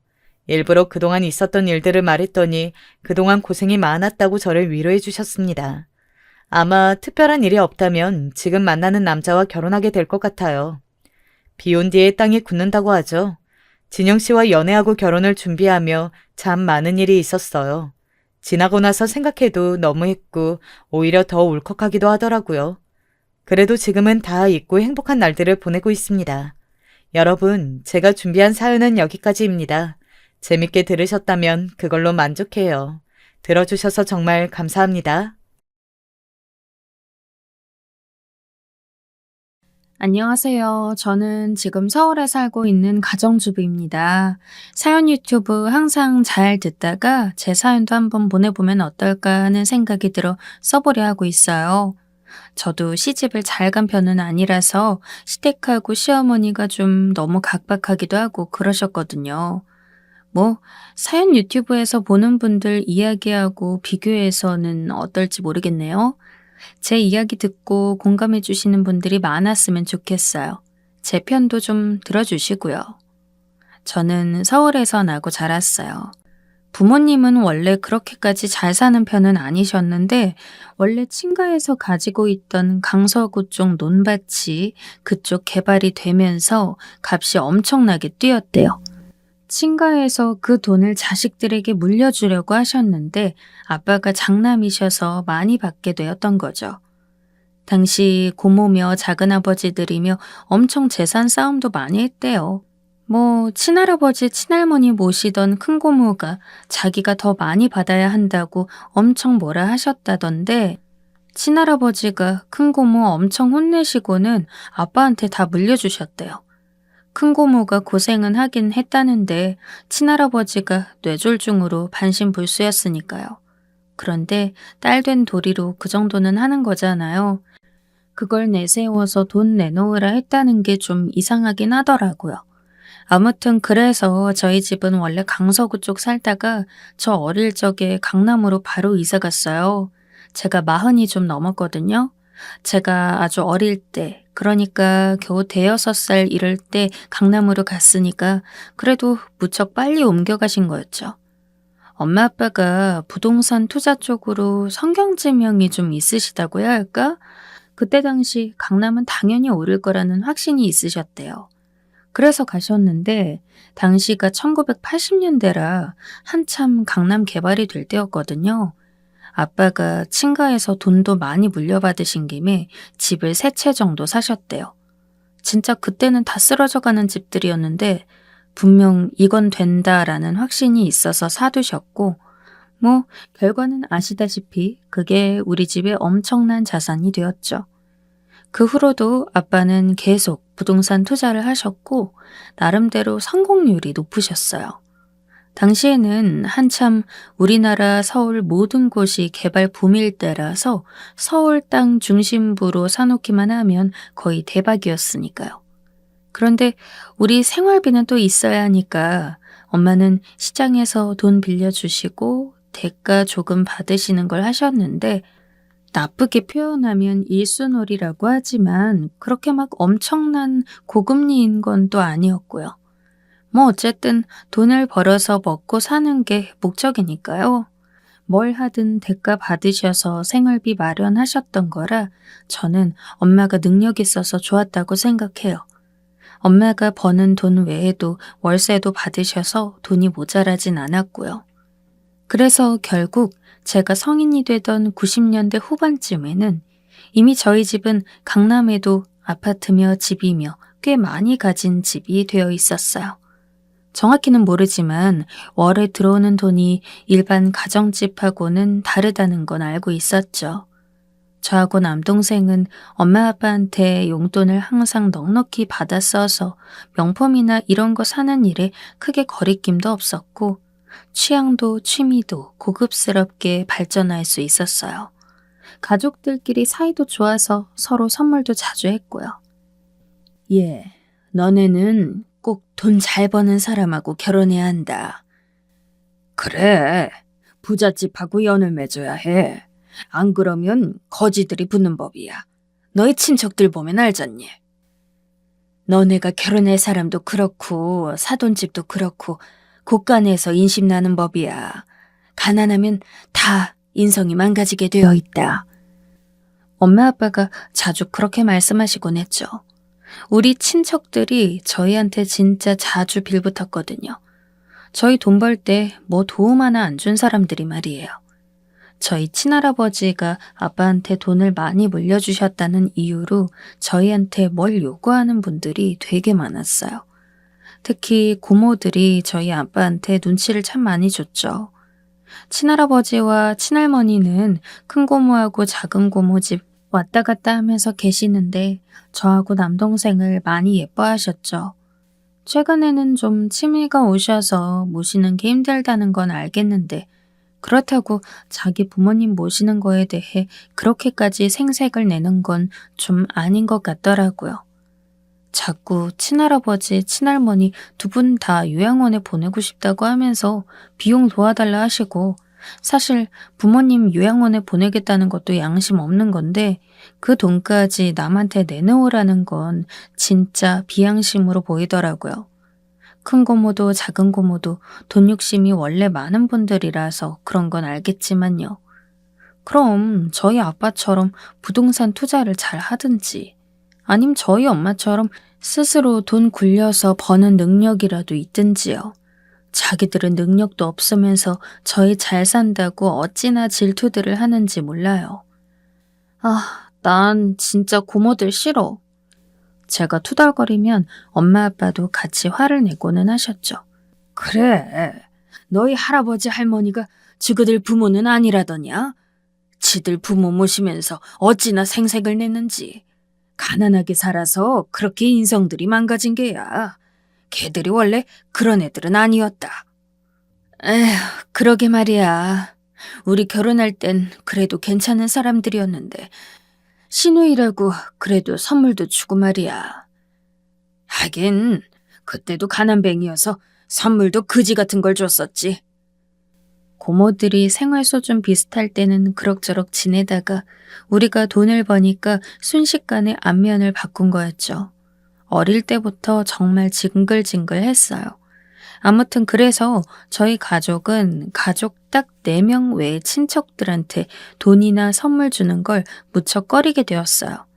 친가도 그렇지만 외가도 좀 거지근성이 있어서 엄마가 잘 살게 되니까 엄마 형제분들이 엄청 달라붙었거든요. 엄마가 막내딸이라 자라면서도 굉장히 서운한 점이 많았다고 하는데 외할아버지가 일찍 돌아가셔서 경제적으로 힘들기는 했지만 그래도 딸인데 너무 대접을 안 해줬던 모양이에요. 큰이모가 엄마하고 9살 차이인데 그래도 빨리 성인이 되었으니까 당연히 취업해서 돈을 벌었거든요. 집도 어렵고 하니까 당연한 일이었죠. 그런데 공장 취업해서 돈도 잘 벌면서 그렇게 막내 동생인 엄마한테 용돈도 아주 인색하게 줬대요. 외할머니한테만 돈 드리고 엄마는 돈을 거의 못 받다시피 해서 그렇게 서러웠다고 하더라고요. 외할머니가 엄마한테 막내딸이라고 예쁜 설빔에서 입히면 엄마는 거기에 어울리는 머리핀 하나를 사고 싶은데 용돈이 없어서 그거 하나를 못 샀다고요. 기껏해야 초콜릿 몇 알 사주면서 울지 말라고 달래고 그랬대요. 그러니까 친가 외가 모두 그 꼴이라 저희는 친척이나 다른 관계에 있는 사람들이 저희한테 돈 달라고 요구하는 거에 아주 진절머리가 나 있었어요. 그건 친구들한테도 마찬가지라서 저는 대학에 가서도 친구들한테 밥을 많이 사지는 않았어요. 사실 제 돈인데 친구들한테 밥을 사줄 일이 뭐가 있나요? 가끔 생일이라고 자기가 밥을 사는 애들이 있었는데 그런 애들한테 좀 얻어먹은 적은 있었지만 사실 좀 바보 같은 짓이라고 생각했어요.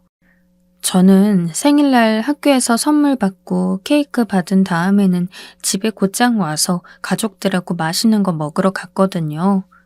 그런데 사람이 되게 치졸한 거 있죠. 제가 그렇게 한 2, 3년 지냈더니 대학 친구들이 제 생일 선물도 안 사주더라고요. 전 그래도 펜 하나라도 친구들 생일에 챙겨줬는데 저하고 생일 때 만나려고 하지도 않았어요. 원래 친척들 통해서 사람이 그런 거라는 건 알고 있었지만 어린 마음에 좀 충격이 있더라고요. 하지만 그럴 때도 저한테 되게 위로가 되어준 존재가 있었는데 제 남자친구였죠. 남자친구는 제가 대학교 1학년 때 만난 선배였는데 저랑 점점 친해지다가 3학년 때쯤 사귀게 되었어요. 남자친구가 군대를 다녀와서 학년은 같았죠. 남자친구는 저하고 결혼하자는 말을 달고 살았어요. 항상 저한테 성심성의껏 해주었고 밥도 언제나 사주곤 했죠. 그동안 사귀었던 남자친구들과는 다르게 저한테 화를 내지도 않고 기싸움을 하려 하지 않고 항상 저한테 잘해줬어요. 생일 선물로 저는 직접 바느질한 손수건이랑 직접 만든 초콜릿 같은 걸 주곤 했는데 이전 남자친구들은 그저 돈으로만 선물 가치를 판단했는지 그걸 엄청 싫어하고 저하고 싸웠거든요. 하지만 그 사람은 그러지 않고 제가 뭘 주든 고맙다고 하면서 소중하게 쓰면서 다녔어요. 우리 나중에 꼭 결혼하자. 뭐 오빠가 잘하면. 나 항상 잘하지 않아? 난 자기한테 언제나 진심인데. 그건 그래. 여태까지 남자친구들하고 좀 다르긴 하지. 아유, 그럼. 우리 자기가 최고야, 나한테는. 남자친구는 싱글벙글하면서 절 무척 좋아했어요. 다른 남자하고 바람 피워본 적 없는 건 아닌데 남자친구한테 항상 돌아가게 되더라고요. 제가 좀 까다로운 편이긴 한데 저한테 완벽하게 맞춰주는 사람이 그 사람뿐이라서요. 그런데 그 사람은 진짜 다 좋은데 한 가지 안 좋은 게 있어요. 남자친구네 집이 너무 가난하다는 거였죠. 아니, 일반적으로 보면 가난하다는 말은 좀 안 어울릴지도 몰라요. 가난하다기보다는 좀 평범하다는 말이 어울리겠네요. 아버지는 공무원이었고 어머니는 가정주부였대요. 특히 어머니가 아무것도 안 하고 집에서 노는 가정주부였다고 하는데 좀 싫더라고요. 집에서 놀면서 아무것도 안 하고 돈은 안 벌고 쓰기만 하는 사람이었다는 거잖아요. 얼마나 돈 개념이 없겠어요. 아무튼 그래서 저는 계속해서 다른 남자를 찾아보려고 애쓰긴 했어요. 엄마 아빠가 소개해주는 다른 남자들도 만나보고 부잣집 남자들 위주로 제가 찾아다니기도 하고요. 그런데 아무리 해도 제 성격 맞춰주는 완벽한 남자가 없더라고요. 그 남자들이 멋대로 굴어서 속상하면 결국 남자친구한테 돌아가게 되었고 남자친구는 아무것도 모른 채로 저를 다 안아주고 그랬어요. 제가 좀 예쁜 편이었고 명품이나 이런 것도 보는 눈이 높아서 잘 고르는 편이었기 때문에 인기가 많았거든요. 남자친구가 어느 정도의 바람은 다 인정을 해줬죠. 그럴 수밖에 없었어요. 남자친구는 너무 평범한 사람이었고 저를 너무 좋아하기도 했고요. 대학 졸업 후에 취업을 해볼까 했지만 한 달에 돈 200 얼마 벌려고 취업해서 하루 8시간씩 일하는 게 너무 싫더라고요. 엄마 아빠도 요즘 젊은이들 초봉 들어보더니 기겁을 하셨어요. 얘, 지금 그 돈 벌려고 하루 종일 사무실에 처박힌다고? 그게 정상이래. 아, 너무 싫다, 진짜. 친구 중에 한 명은 그것도 취업 안 된다고 끙끙대는데, 어우, 진짜 한심했어. 아니, 걔는 대학 때 뭐하고 살았길래 그 취업도 못해? 몰라. 해외 한 번도 안 나갔대나 봐. 영어 안 배우고 뭐 했대? 계속 돈 몇 푼 벌자고 알바만 했다고 그러더라? 그런 걸 보고 소탐대실이라고 하는 거지. 눈앞에 돈 그거 벌자고 취업도 못하게 되었으니. 그런데 아빠, 취업해도 돈 그거 벌잖아. 가족들끼리 모여 앉아서 얼마나 웃었는지 몰라요. 와, 한 달에 200 벌자고 하루 8시간을 일한다니 전 못하겠더라고요. 남동생도 절대 못한다고 버티고요. 아빠는 그냥 건물 물려줄 테니까 그걸로 월세나 받아먹으라고 하셨어요. 그것만 해도 월 1,000은 나온다고요. 그런데 그것도 건물 관리니 세입자 관리니 뭐가 할 일이 많아서 좀 싫긴 했어요. 남자친구도 취업한다고 하는데 가만 생각해보니까 어차피 저하고 결혼할 거면 어중간한 자리에 취업하느니 차라리 건물 관리를 맡기는 게 낫겠더라고요. 남친도 공부에 막 신경 쓰고 유학 다녀오고 이런 사람은 아니라서 취업한다고 해도 엄청 잘 버는 자리에는 못 갈 거였고 그냥 건물 관리나 하면서 아빠 밑에서 부동산 투자 배워서 돈 불리는 게 나을 것 같았죠. 남친한테 그 얘기를 하니까 정말 너무 좋아하더라고요. 뭐 어차피 결혼할 거니까 나쁘지 않았죠. 그때쯤엔 지금 남친 외엔 다른 사람은 저한테 맞춰줄 만한 사람은 없다는 걸 알고 있었거든요. 그럼 자기 이제 취업할 필요도 없는데 결혼하자. 제가 이렇게 말하니까 남자친구가 너무 기뻐서 울먹거리더라고요. 진짜? 진짜지? 응. 그런데 한 가지 알아둬. 나 귀찮은 절차 딱 질색이라. 따로 자기네 부모님 뵈러 가지 않을 거고 상견례도 그냥 차만 마실 거고 결혼 후에도 자주 뵈러 가지 않을 거야. 알았어. 당연하지. 남자친구는 고개를 마구 끄덕였어요. 저한테 항상 100% 맞춰주던 사람이니까 당연히 결혼 역시 마찬가지였죠. 시댁 문제는 남자친구한테 일임해버리고서 저는 그냥 집에 말해서 결혼할 거라고 알렸어요. 우리 집에선 원래 남친이 자주 와서 놀았기 때문에 서로 잘 알았고 그래서 당연하다는 듯한 반응이었어요. 시댁에 절대 많이 해주면 안 되는 거야. 당연하지. 자고로 네 남편하고 자식 아닌 가족들이라는 건 가까이 지내는 게 아니다. 물론이죠, 엄마 아빠. 당연하잖아. 저는 코웃음을 쳤어요. 친척들이 얼마나 돈 많은 사람 뜯어먹으려고만 하는지 애저녁에 알고 있었으니까요. 더군다나 시댁이라면 그 배는 심하겠죠. 상견례 역시 제가 원하던 대로 진행이 됐어요. 저희 집 근처 카페 룸에서 시댁 부모님과 우리 엄마 아빠가 모여 앉아서 차 한 잔 마시는 걸로 끝났죠. 시댁 부모님 얼굴 표정이 되게 무표정하고 어두워서 좀 싫었어요. 아니, 사돈 만나는 건데 그런 표정으로 앉아있는 거 너무 양심 없는 거 아닌가요? 남자친구는 불안한지 어쩐지 좌불안석인 느낌이었고 저도 얼굴이 점점 더 똥 씹은 표정이 되어갔어요.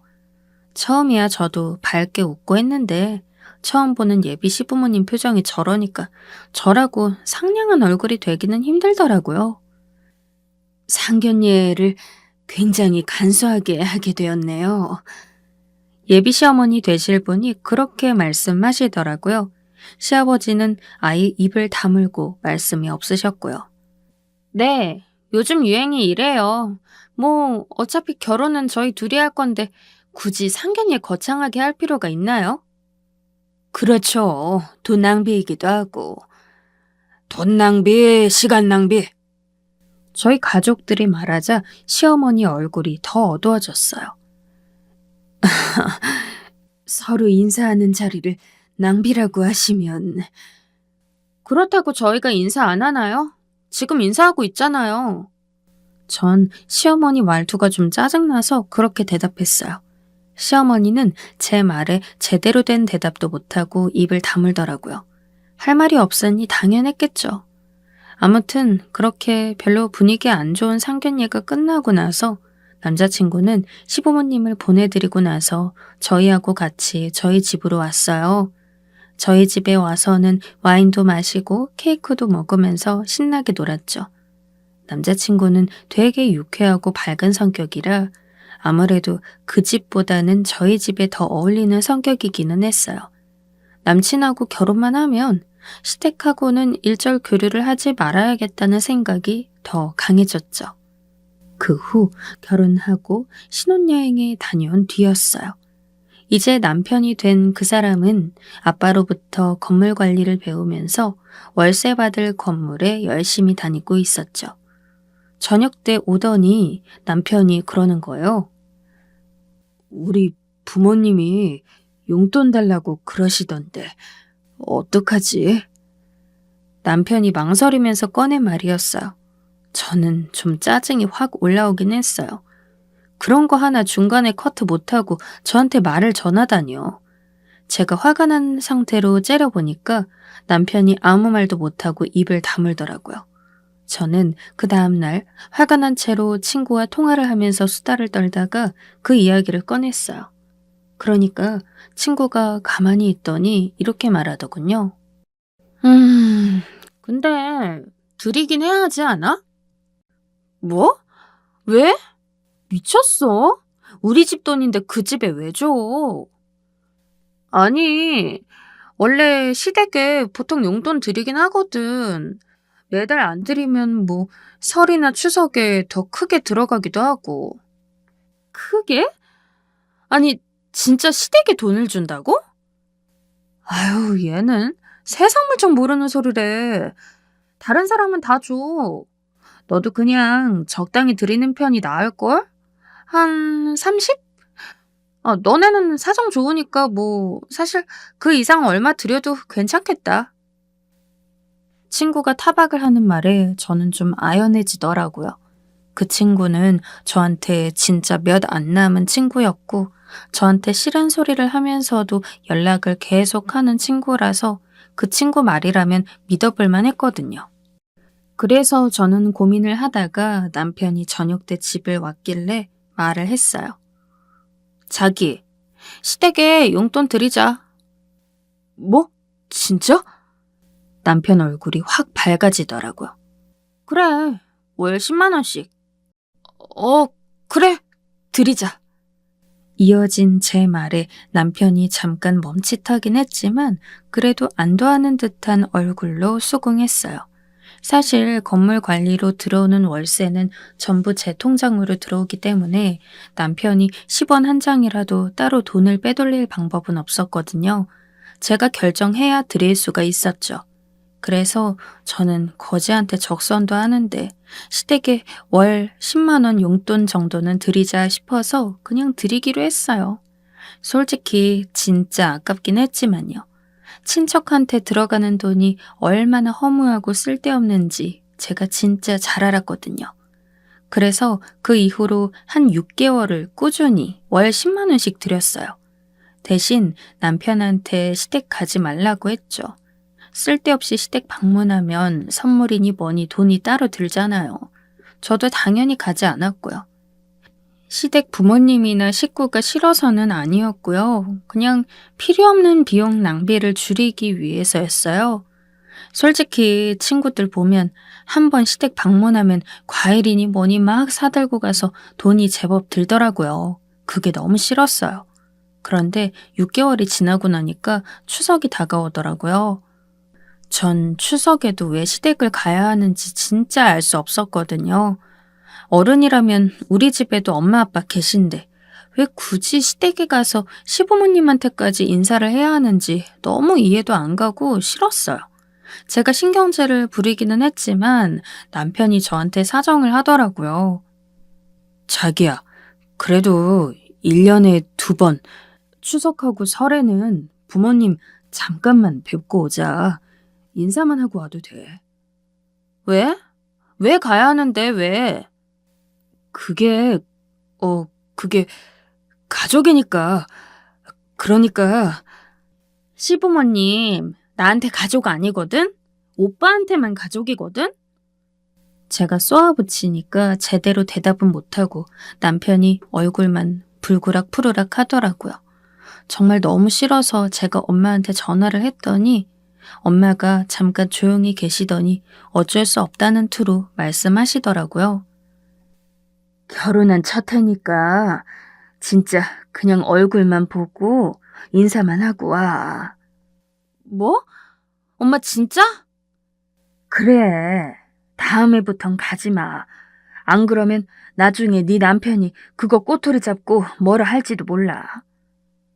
설마 저희 남편이 그럴까 싶기는 했지만 또 엄마 말도 일리는 있었어요.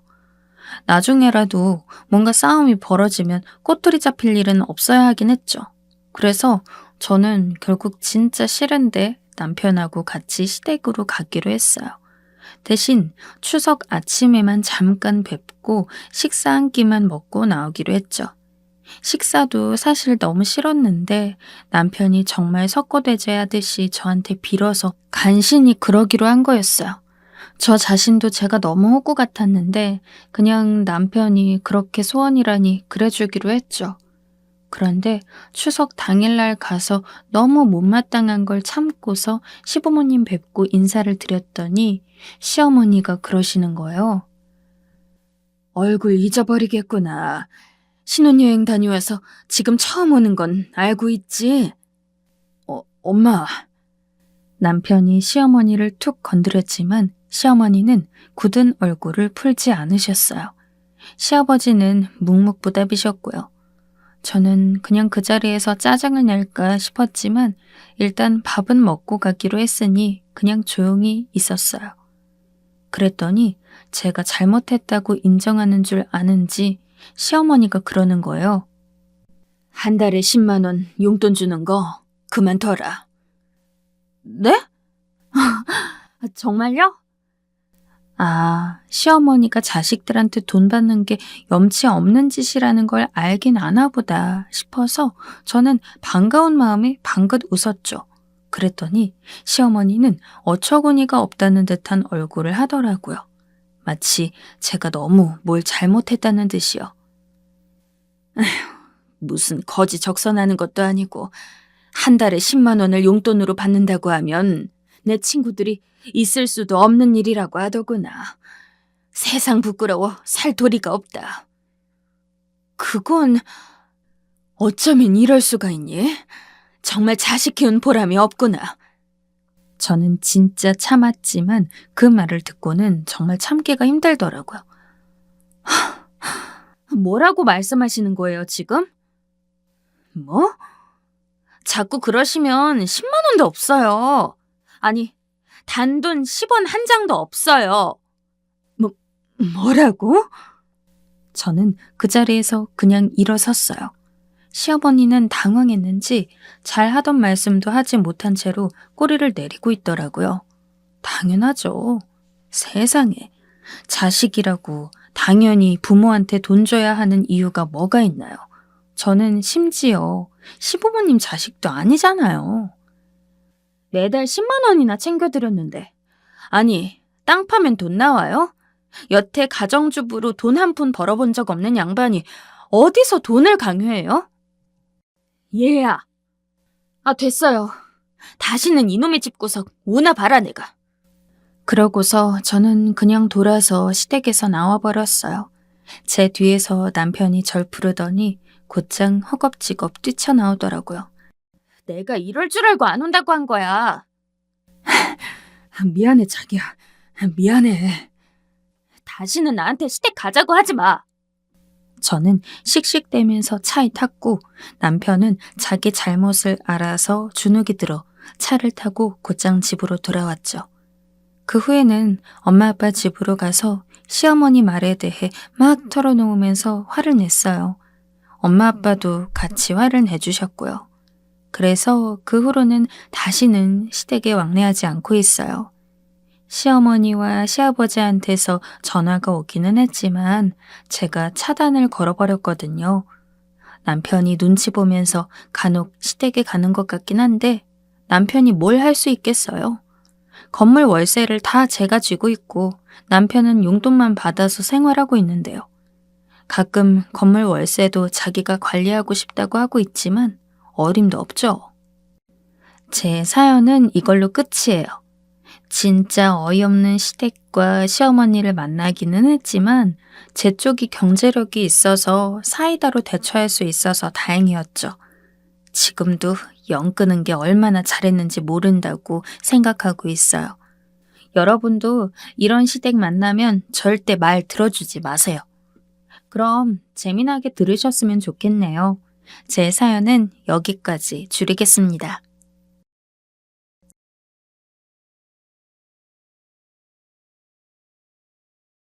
보통 이런 곳에 사연 보낸 분들은 힘드셔서 그런 거잖아요. 저 역시도 마찬가지예요. 요즘 따라 머릿속이 진짜 멍해졌다가 다시 제대로 돌아왔다가 그렇게 왔다 갔다 해요. 그런 와중에 얼마 전 일기로 끄적였던 내용을 여기에도 보내보려 해요. 인생살이가 어쩌면 이렇게 힘든 건지 참 숨이 막혀옵니다. 전 현재 50대의 주부이고 시어머니와 우리 부부 그리고 아들 둘과 함께 살고 있어요. 처음부터 어머니를 모시고 살았던 건 아니고 5년 전에 아버님이 돌아가시고 나서부터 같이 살게 되었답니다. 우리 남편이 장남이다 보니 선택지가 정말 하나도 없었어요. 이때 정말 울며 불며 제가 일을 막 갈아가면서 승낙을 하게 되었어요. 그런데도 이놈의 남편은 고맙다는 말 한마디 안 하고 얼른 가서 어머니를 모셔오겠다고만 하더군요. 사실 저랑 어머니는 정말 극적으로 안 맞는, 세상 이렇게 안 맞을 수가 없는 조합이거든요. 원래 우리 어머니는 되게 힘들게 살아오셨고 엄청 억세고 기질이 강하신 분이긴 해요. 부모님이 다 일찍 돌아가셨기 때문에 혼자 형제들 사이에서 이리 치이고 저리 치이며 아주 독하게 돈을 모으시고 가정을 꾸려가며 살아오셨거든요. 그런 부분들이야 당연히 전 아랫사람으로서 존경하고 있고 배울 만한 모습이라고는 생각해요. 다만 그 고생을 본인이 낳은 본인 아들 때문에 하신 거면서 왜 그걸 며느리가 갚아주길 바라는지 모르겠다는 거예요. 아들 낳고 저는 몸이 회복이 안 되어서 친정엄마가 와서 봐주셨는데 그때도 본인이 우리 집에 들어오셔서는 얼마나 저희 엄마며 저를 눈치 주셨는지 몰라요. 당시에 저는 가뜩이나 몸도 약한데 혼자 이를 악물고 참았고요. 우리 아들 좀 있으면 올 건데 뭐 해 먹일 거냐? 얼른 준비 좀 해라. 가서 백숙도 삶고 밥도 차근차근하게 준비하고 얼른 움직여. 왜 이렇게 굶드냐? 이렇게 대놓고 저를 막 긁어대시는 거예요. 보다 못한 친정엄마가 나서서 하셨고 결국 그렇게 지키고 계시면서 100일 내내 삼시세끼를 다 얻어드셨어요. 엄마는 딸 시중에 갓난아기도 돌보고 사돈과 사위 밥까지 챙겨 먹이느라 엄청 고생하셨고요. 이때 남편은 그래도 눈치를 좀 보긴 했어요. 하지만 그저 장모님에게 감사하다고만 할 뿐 자기 엄마가 몇 달을 이 집에 내리붙어 있는데도 내보낼 생각을 안 하더라고요. 결국 보다 못한 저희 엄마가 끌고 가셨답니다. 사돈, 저 갈 때 같이 가셔요. 남편이 여기 터미널로 모셔다 드린답니다. 얼른 같이 가셔요. 제가 반찬도 싸드리고 모셔다 드릴 테니까 같이 가십시다. 제 아무리 드센 어머니라 해도 거의 몇 달을 함께 지내다시피 한 우리 엄마가 물고 늘어지니 어쩔 수 없이 짐을 싸시더군요. 그래서 전 그나마 숨통이 트였고 살맛이 나더라고요. 이후로 3년이 지나 전 둘째 아들을 낳게 되었고 그때는 남편에게 아예 단단하게 협박 비슷하게 말했어요. 당신 이번에도 어머니 오셔서 우리 엄마가 차린 밥 얻어드시게 할 생각일랑 마. 나 큰애 놔두고 내 몸만 우리 엄마한테 가버릴 수도 있어. 처신 똑바로 해. 알았어? 남편은 첫애 때의 일로 저와 두고두고 싸웠던지라 그때는 입을 다물고 본인이 중재하긴 했어요. 그래서 저는 또 친정엄마의 도움으로 무사히 둘째 산후조리를 끝냈죠. 아무튼 애들이 어렸을 때는 어머니와의 접점이 줄어들었는데 나중에 살만하니까 또 절 힘들게 하시더라고요. 이상하게 그때부터 조짐이 좀 별로였는데 어느 날 갑자기 우리 집 근처로 이사를 오시겠다는 거예요. 썩 내키진 않았지만 본인들 돈으로 알아보고 오신다는데 제가 뭐라고 하겠어요. 하지만 역시나 예감은 적중했으니 근처로 오셔서 툭하면 절 호출하고 아주 너무 귀찮게 하시는 거예요. 예미야, 네 아버님이랑 나랑 여기 뒷산에 올라가 봤는데 진짜 별게 다 있어. 꽃이며 뭐며 나물이며 진짜 없는 게 없더라.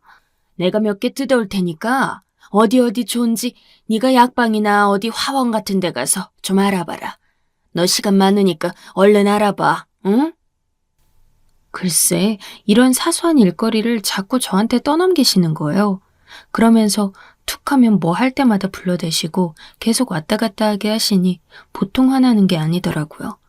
저도 말 징그럽게 안 듣는 아들 둘을 키우는 여자라 보통 억세진 게 아니었거든요. 애들 밥 챙겨주고 공부 봐주기도 바빠 죽겠는데 툭하면 전화에서는 무슨 약초 이름이나 꽃 이름이나 묻고 계시고 별거 아닌 잡심부름까지 시키더군요. 두 분들은 산 앞이라 공기 좋으니 여기로 이사 오셨다고 하는데 전 개인적으로 불만이 많았어요.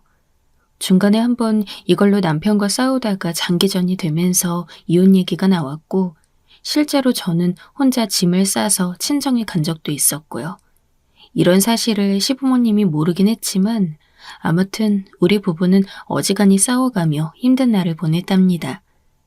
그러던 차에 우리 가정에 정말 큰일이 생기게 되었어요. 안 그래도 지병이 있어 고생하시긴 했지만 아버님이 갑자기 많이 위독해지신 거예요. 어머니는 온갖 좋은 것들 다 해먹이겠다며 그렇게 산에서 뭔 약초들이며를 다 뜯어다가 천연 꿀이니 뭐니 해서 만드셨어요. 하지만 입맛도 없으시고 자리에서 움직이질 못하시니 의미가 없더라고요. 결국 아버님은 중환자실로 들어가셨고 갈수록 위독한 상태에 계시다가 세상을 떠나셨어요. 당시 우리 모두 딱히 마음의 준비가 되지 않은 상태에서 일어난 일이었기에 다들 놀라 있었어요. 지병이 그렇게 심한 편은 아니었기 때문에 갑자기 이렇게 큰일로 갈 거란 생각은 못했거든요. 그런 와중에 장례를 치르면서 당연히 이제는 혼자 되신 어머니의 앞날을 생각할 수밖에 없잖아요. 이때 저도 왠지 모르게 예상이 됐고 아무리 아버님이 저리 갑자기 간 게 슬프고 힘들다지만 절대 그것만은 할 수 없다고 이를 악물게 되더라고요. 바로 어머니를 모시는 일 말이에요. 내색을 했음에도 불구하고 동서들과 서방님들은 당연히 제가 모셔야 한다는 투로 말하며 그냥 자리를 피하더군요. 결국 졸지에 저만 나쁜 며느리가 되어서 혼자 계신 시어머니를 나몰라라 하는 여자 취급을 받았어요. 남편이 대뜸 따지는 거 있죠. 당신이 그거 하나 좀 양보하면 안 돼? 우리 엄마가 불쌍하지도 않냐? 어디 2-3시간 거리에 살면 내가 말을 안 해. 바로 코앞에 10분 거리에 샀는데 엄마가 저렇게 힘들어하는데 그냥 바로 모셔올 생각을 했어야지. 이걸 내가 말하게 만들어? 이런 건 당신이 먼저 말했어야지. 남편은 아주 뻔뻔스럽게 자기가 뒤치다꺼리 할 것도 아니면서 저렇게 당당하게 따져대는 거예요. 부모님 관련해서 안쓰러운 감정은 알겠지만 왜 그 수습을 제가 해야 되는 거냐고요? 가뜩이나 어머니랑 저랑 안 맞아서 매일 문제 생기는 걸 본인이 제일 잘하는데 말이에요. 그렇게 옥신각신했지만 이번에는 도저히 제가 이길 수가 없었어요.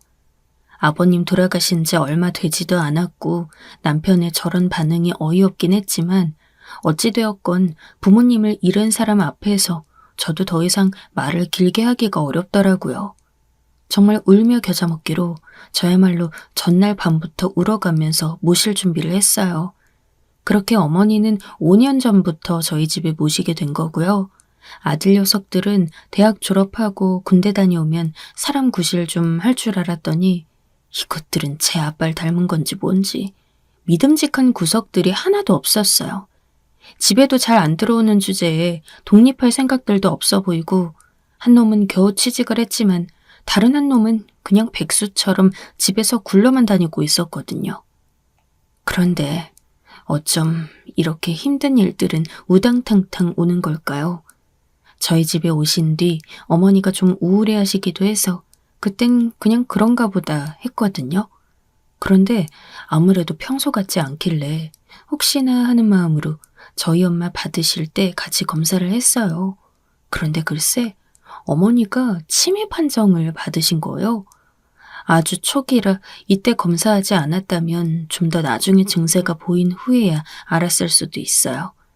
아무튼 이때 남편에게 전화하던 날이 잊혀지지 않아요.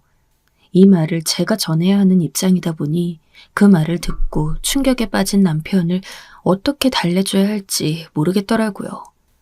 남편은 전화기를 붙들고 있는 건지 아닌 건지 구분이 안 될 정도로 말을 못 잇더군요. 당신 듣고 있어? 대답 좀 해봐. 여보세요? 그랬더니 그제서야 답을 하는 거예요. 듣고 있어. 이런 상황이 되다 보니 우리 집 분위기는 전체적으로 침울해지고 어두워져만 갔어요. 어머니는 본인의 상태를 아시고 더 감정이 축축 늘어지는지 힘들어하시고 남편은 한 번에 이런 일을 겪게 되니 마음을 잘 못 잡더군요. 이 모든 상황을 지켜보고 있어야 하는 저로서는 총체적 난국이었어요. 이런 나는 누가 위로를 해줄는지 친정에 하소연이나 하는 정도였답니다. 그런데 이때 어느 정도 마음의 준비는 했지만 치매란 참 무서운 것이더군요. 안 그래도 드세시고 주장이 강하셨던 어머니는 점점 오락가락한 상태에 들어가면서 뭔가 더 공격적인 상태가 되는 거예요. 몇 번은 아들들이 뛰어와서 말리기도 했고요. 똑같이 우울함에 빠져있던 남편은 더 이상 감성적인 상태로 머무를 수 없었어요. 왜냐하면 어머니가 정말 거칠게 감정을 나타내시고 분간을 못하는 걸 눈으로 봤거든요. 행동이 격해지면서 뭔가를 던지시기도 하고 배변 관련해서 실수도 하시고요. 정말 견디다 못해 제가 제안을 했어요. 당신, 어머니 아무래도 요양원 같은 데 보내드려야 할 것 같아. 도저히 난 감당할 수가 없어. 당신 내가 무슨 이팔청춘 새댁이라고 생각하는 건 아니잖아. 나도 내일 모레 환갑될 사람이야. 지금은 그래도 어머니가 빨리 다시 인지를 하시지만 이런 상황 더 심해지면 난 못 받으려. 이 말을 하면서도 남편이 과연 받아들일까 싶어 심란한 상태로 말했어요. 그런데 남편은 한창 엎드려 있더니 의외의 대답을 하는 거예요. 그러자. 내가 알아볼게. 그런데 이 말을 하는데 참 사람 감정이란 왜 이렇게 얄궂은 걸까요? 제가 제안을 했고 반대할 줄 알았던 남편이 정말 어렵게 결정을 한 거예요. 그렇게 하자고 말이에요. 그런데 그렇게 맨날 제가 하는 일마다 불만을 갖고 마마보이처럼 굴던 인간이 어깨가 축 늘어져서는 정말 피토하듯 괴로운 얼굴로 결론을 내렸어요. 그런 모습을 보니 제 속이 왜 이렇게 다 시끄러운 걸까요? 결국 저는 또 그렇게 제 스스로 고생길을 열고 말았어요. 그냥 일단은 좀 두고 보자고.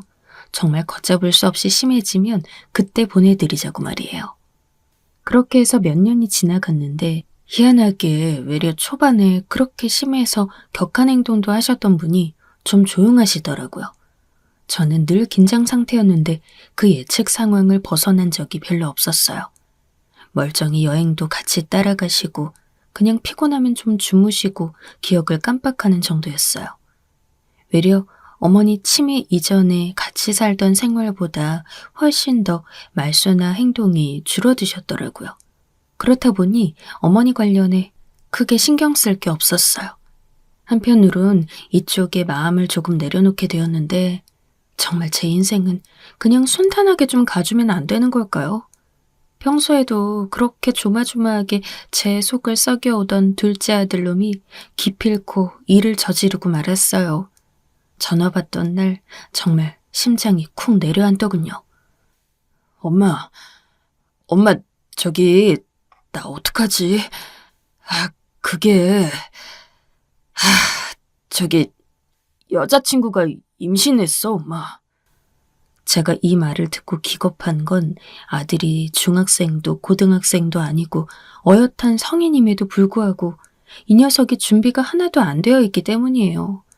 형은 그나마 취직이라도 했는데 둘째 녀석은 대학 졸업 이래 취직도 안 되었고 수입도 없어서 우리 집 골칫덩어리였어요. 그런 녀석이 세상에 어디서 만난지도 모를 여자친구가 갑자기 있다고 말하는 것도 놀라운데 임신이라뇨. 눈앞이 너무 어질어질해서 정신을 제대로 차릴 수가 없었어요. 어릴 때부터 그렇게 사고를 치더니 커서도 저를 가만히 두질 않네요. 이때 충격으로 모든 게 다 싫어져서 우울증으로 알아누웠고 정말 사는 낙이 하나도 없더라고요. 보다 못한 남편이 크게 야단치긴 했는데 그런다고 해결되는 것도 아니었고요. 그런데 좀 지나고 보니 얘가 어디 이상한 여자애한테 걸려서 다 뒤집어 썼던 거였어요. 결국 이 해프닝이 어찌어찌 마무리되어서 숨을 돌렸지만 당시 생겼던 화병이며 우울증이며 좀처럼 가라앉지를 않았어요. 그렇게 시간이 지나고 올해 초반, 제 주변만 속 시끄럽게 구는 게 아니라 이제 저 자신에게도 엄청난 일이 일어나게 되었어요. 바로 정말 듣고도 믿을 수 없었던 암 진단을 받게 된 거예요. 착한 암이라고는 하고 제 또래에 많이들 일어나는 것이니 잘 관리해보자고는 하시더라고요. 그런데 그 말을 듣고 심장이 철렁하면서 하늘이 노란 게 외려 이 진단 소식을 듣고 건강이 더 나빠지는 게 아닐까 싶었어요. 온 가족들도 제 눈치만 보고 남편은 진짜 죽을 맛이라며 괴로워하더라고요. 사실 저도 암으로 가족력이 있긴 했기 때문에 늘 주의하긴 했는데 이렇게 겪게 되니 참담했어요. 일단 이런 사실을 딱히 어머니께 말씀드리진 않았고 그저 어머니를 제외한 남편과 아들들 그리고 시댁 식구들만 알 뿐이었어요. 동서들도 그쯤 되니 느끼는 게 있었는지 본인들이 어머니를 모시겠다며 상의를 하더라고요. 저도 그냥 알아서들 하라고 했고 이젠 정말 나만 신경 써야겠구나 하면서 살짝 침울해져 있었어요. 그런데 며칠 지나 저녁 먹고 좀 누워있는데 어머니 방을 제가 안 들여다본 것 같아서 뒤늦게 들어가 봤어요. 피곤하니 먼저 좀 자겠다고 말씀을 드리려는데 안 계신 거예요. 이때까지만 해도 이게 무슨 상황인지 쉽게 짐작이 가지 않았어요. 남편도 안 보였기 때문에 화장실이나 뭐 어디에 계시나 했고요. 그런데 화장실에서 남편이 나오는 거예요. 당신 어머니 못 뵀어? 방에 계시는 줄 알았는데 안 계시는데 화장실에도 안 계신 거였네? 남편은 무슨 말인지 몰라서 주변을 두리번거리더니 어머니를 부르더라고요. 그런데 집 어디에서도 대답이 들리지 않아 갑자기 불안감이 훅 밀려왔어요. 확실히 지금 아프신 상태고 초기 때보다 외려 더 조용히 지내는 분이긴 하지만 돌발 행동 가능성이 있기도 하잖아요. 그래서 급하게 집을 둘러보다가 결국 밖으로 나와서 찾아다니게 되었어요. 그때 초봄이었기 때문에 날씨도 쌀쌀했고 밤에는 아무래도 추웠거든요. 점점 다급해져서 아들들을 호출해다가 제각기 찾아다니기까지 했고 그러고 1시간이 넘어가니 결국 신고를 하게 되었어요.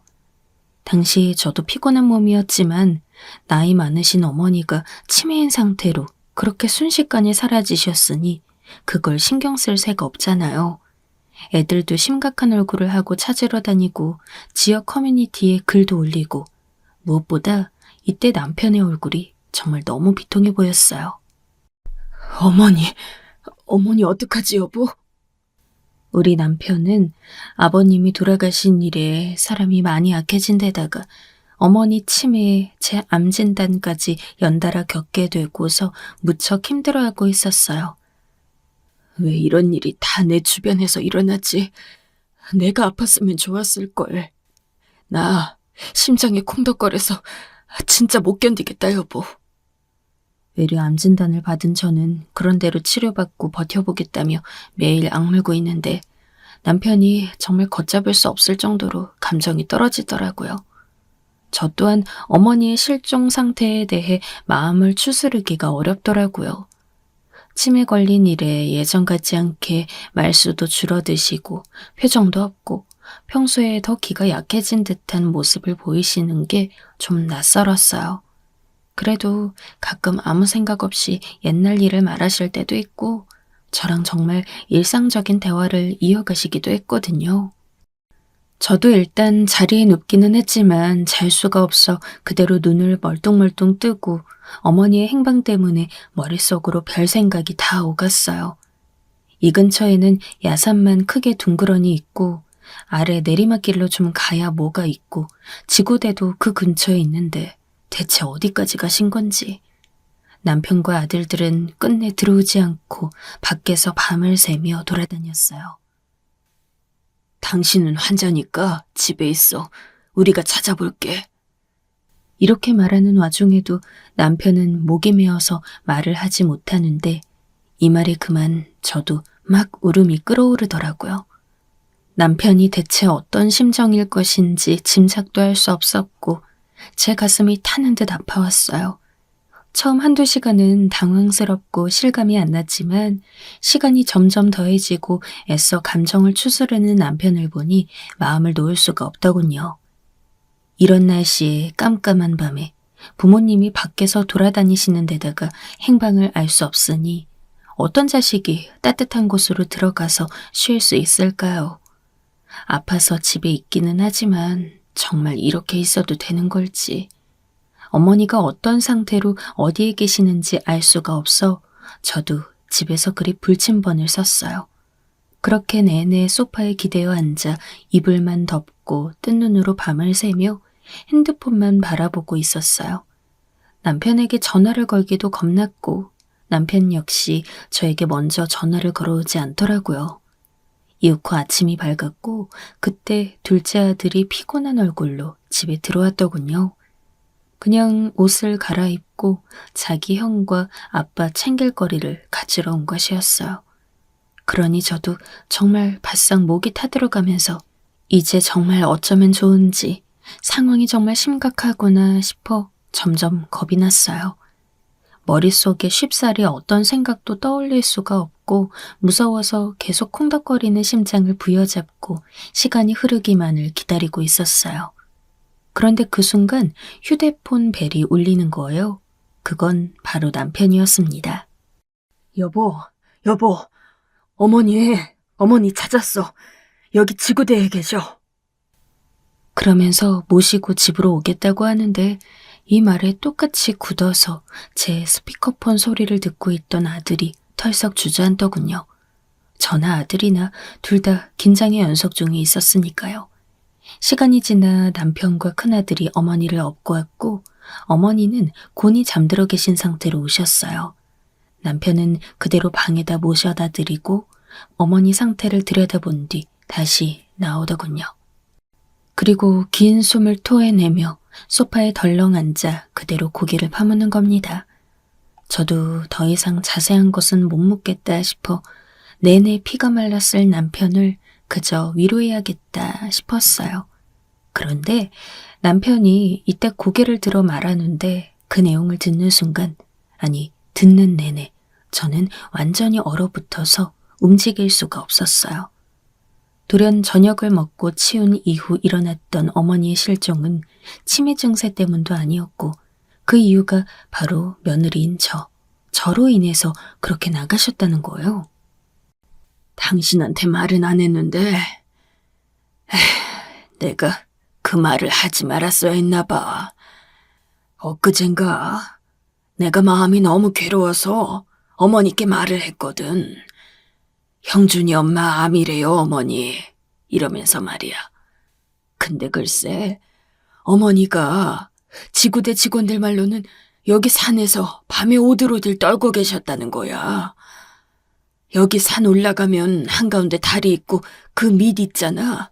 어머니 맨날 아버지랑 풀 뜯으러 다니시던 곳. 여기까지 들었는데 심장이 쿵쿵쿵 뛰어오르더라고요. 설마 내가 예상한 그런 상황인가 싶었는데 역시나 그것 때문이 맞았더군요. 어머니가 며느리 먹인다고 그걸 뜯고 있었던 거야. 아버지 아플 때도 똑같이 했었잖아. 약초 같은 거 먹이고 하면 나을 거라고 말이야. 어머니는 본인 며느리가 암 걸린 게 아버지 때처럼 똑같이 무섭고 걱정되셨나 봐. 그래서 풀 뜯어서 먹인다고. 먹이면 나을 줄 알고 그러고 계셨던 거래. 저희 어머니는 발견될 당시 양쪽 손톱이 흙으로 시커멓게 되도록 풀을 뜯고 계셨고 그걸 꼭 쥐고 계셨더랍니다. 본인 딴에는 정정하실 때 자주 그런 풀들을 캐러 다니셨는데 지금도 오락가락 하시긴 하지만 정말 막연하게 그 밤에 나가셨던 거예요.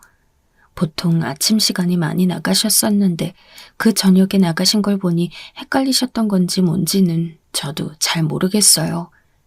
단지 분명한 건 저를 먹여서 좀 낫게 해보려고 본인 딴에는 위중한 병에 걸린 며느리를 살려보겠다고 하셨던 행동이라는 겁니다.